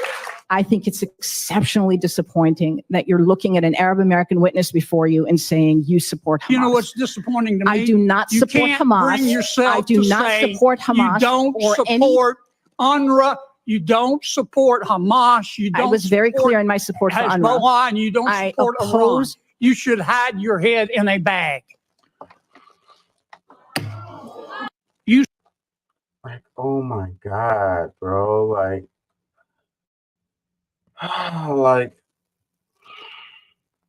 AP, it says Louisiana Senator John Kennedy grilled Arab American Institute founder Mayor Berry during a Senate Judiciary hearing to discuss hate crimes on Tuesday. Berry called his line of questioning exceptionally disappointing. Him telling her she should have her head in a bag should be a hate crime. Let's read some comments. It says he didn't grill her, he abused her, and his behavior is abhorrent. He should be kicked out of Congress. Another comment, he says he didn't grill her. That feels too legitimate. He harassed her. Another comment, wow, a witness trying to have a civil conversation on one side and a man-child on the other trying to get his soundbite. Another one, this is unacceptable. He should have been censored. She was 100% correct. His hate is on full display. Yeah, but they censored Rashida Tlaib when she was, advocating for Palestine. Another comment says, disgusting behavior from a U.S. senator. Another one, resignation immediately. His heart is full of hate, and he doesn't see a problem with it. That's probably how we got on, especially freaking in Louisiana. It's terrible, terrible, terrible. And the racism is heavy. It's the old South, Louisiana, the old South. And the voters have a short memory anyways. Like, so whenever, that's the thing though, these senators, it's 6 years until they come back around for re-election. So by the time it's time for this guy to come back up for re-election, they're not gonna remember this. Another comment, Islamophobia, racism, and misogyny. Ladies and gentlemen, the current Republican Party. Another comment, that was not grilling, that was abuse. This is disappointing caption. Another comment, grilled, do you mean disrespected, talked over, and verbally abused? The media needs to start calling some balls and strikes here, or you're just enabling the decay of the democracy and public discourse. The public discourse is definitely decaying.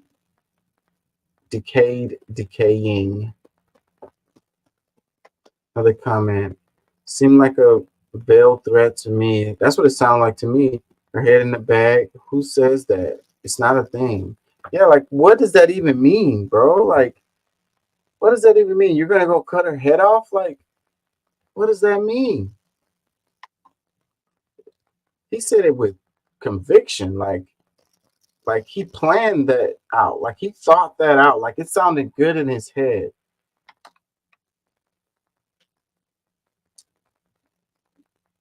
Comment, it says the fact that she answered the question and stated that she did not support those terrorist organizations, and he continued his mind-blowing. It doesn't take much to be a U.S. senator, I see. Another one, she said no, he was only there for the soundbite.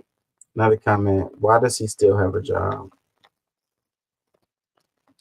Another comment, Senator Kennedy is a sick individual and a leader in a sick party. Massive respect for Ms. Berry for keeping her cool and giving dignified responses to a cynical line of questioning. Another one, it's like asking Senator, do you support the KKK?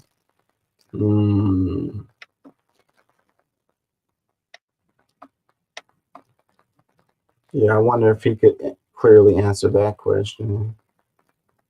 says Teamsters will not endorse for president in a blow to Democrats. So they're not going to support Trump or Kamala.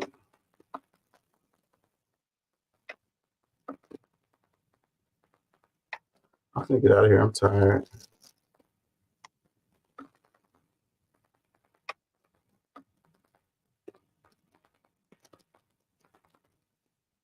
Is this a video?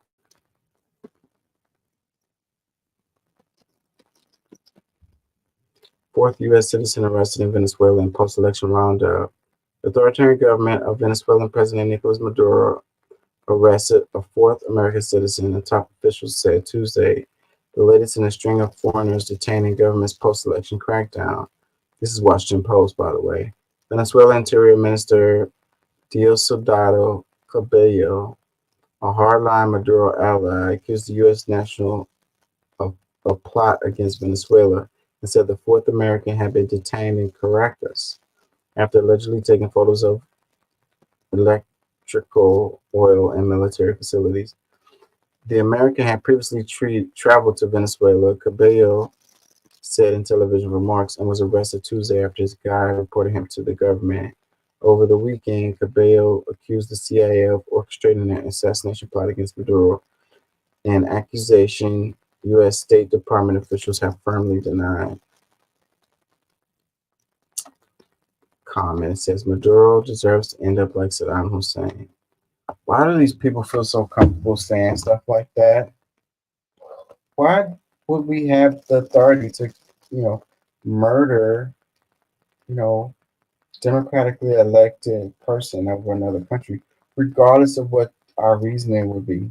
I remember they showed Saddam Hussein like hanging from like a, I don't know, it was like beating his body. Like I saw this on live TV, and I was like, how are they showing this on TV? Like kids are watching this. Like, how is this acceptable?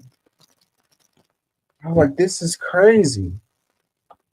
People love this stuff, like, and they talk about it like this, like it's nothing. Like the person he's a person, he's a human, he's alive. Like, that's crazy that people feel comfortable enough to make comments like that. Anyways, I'm gonna get out of here, y'all. Peace and love. Thank y'all for joining.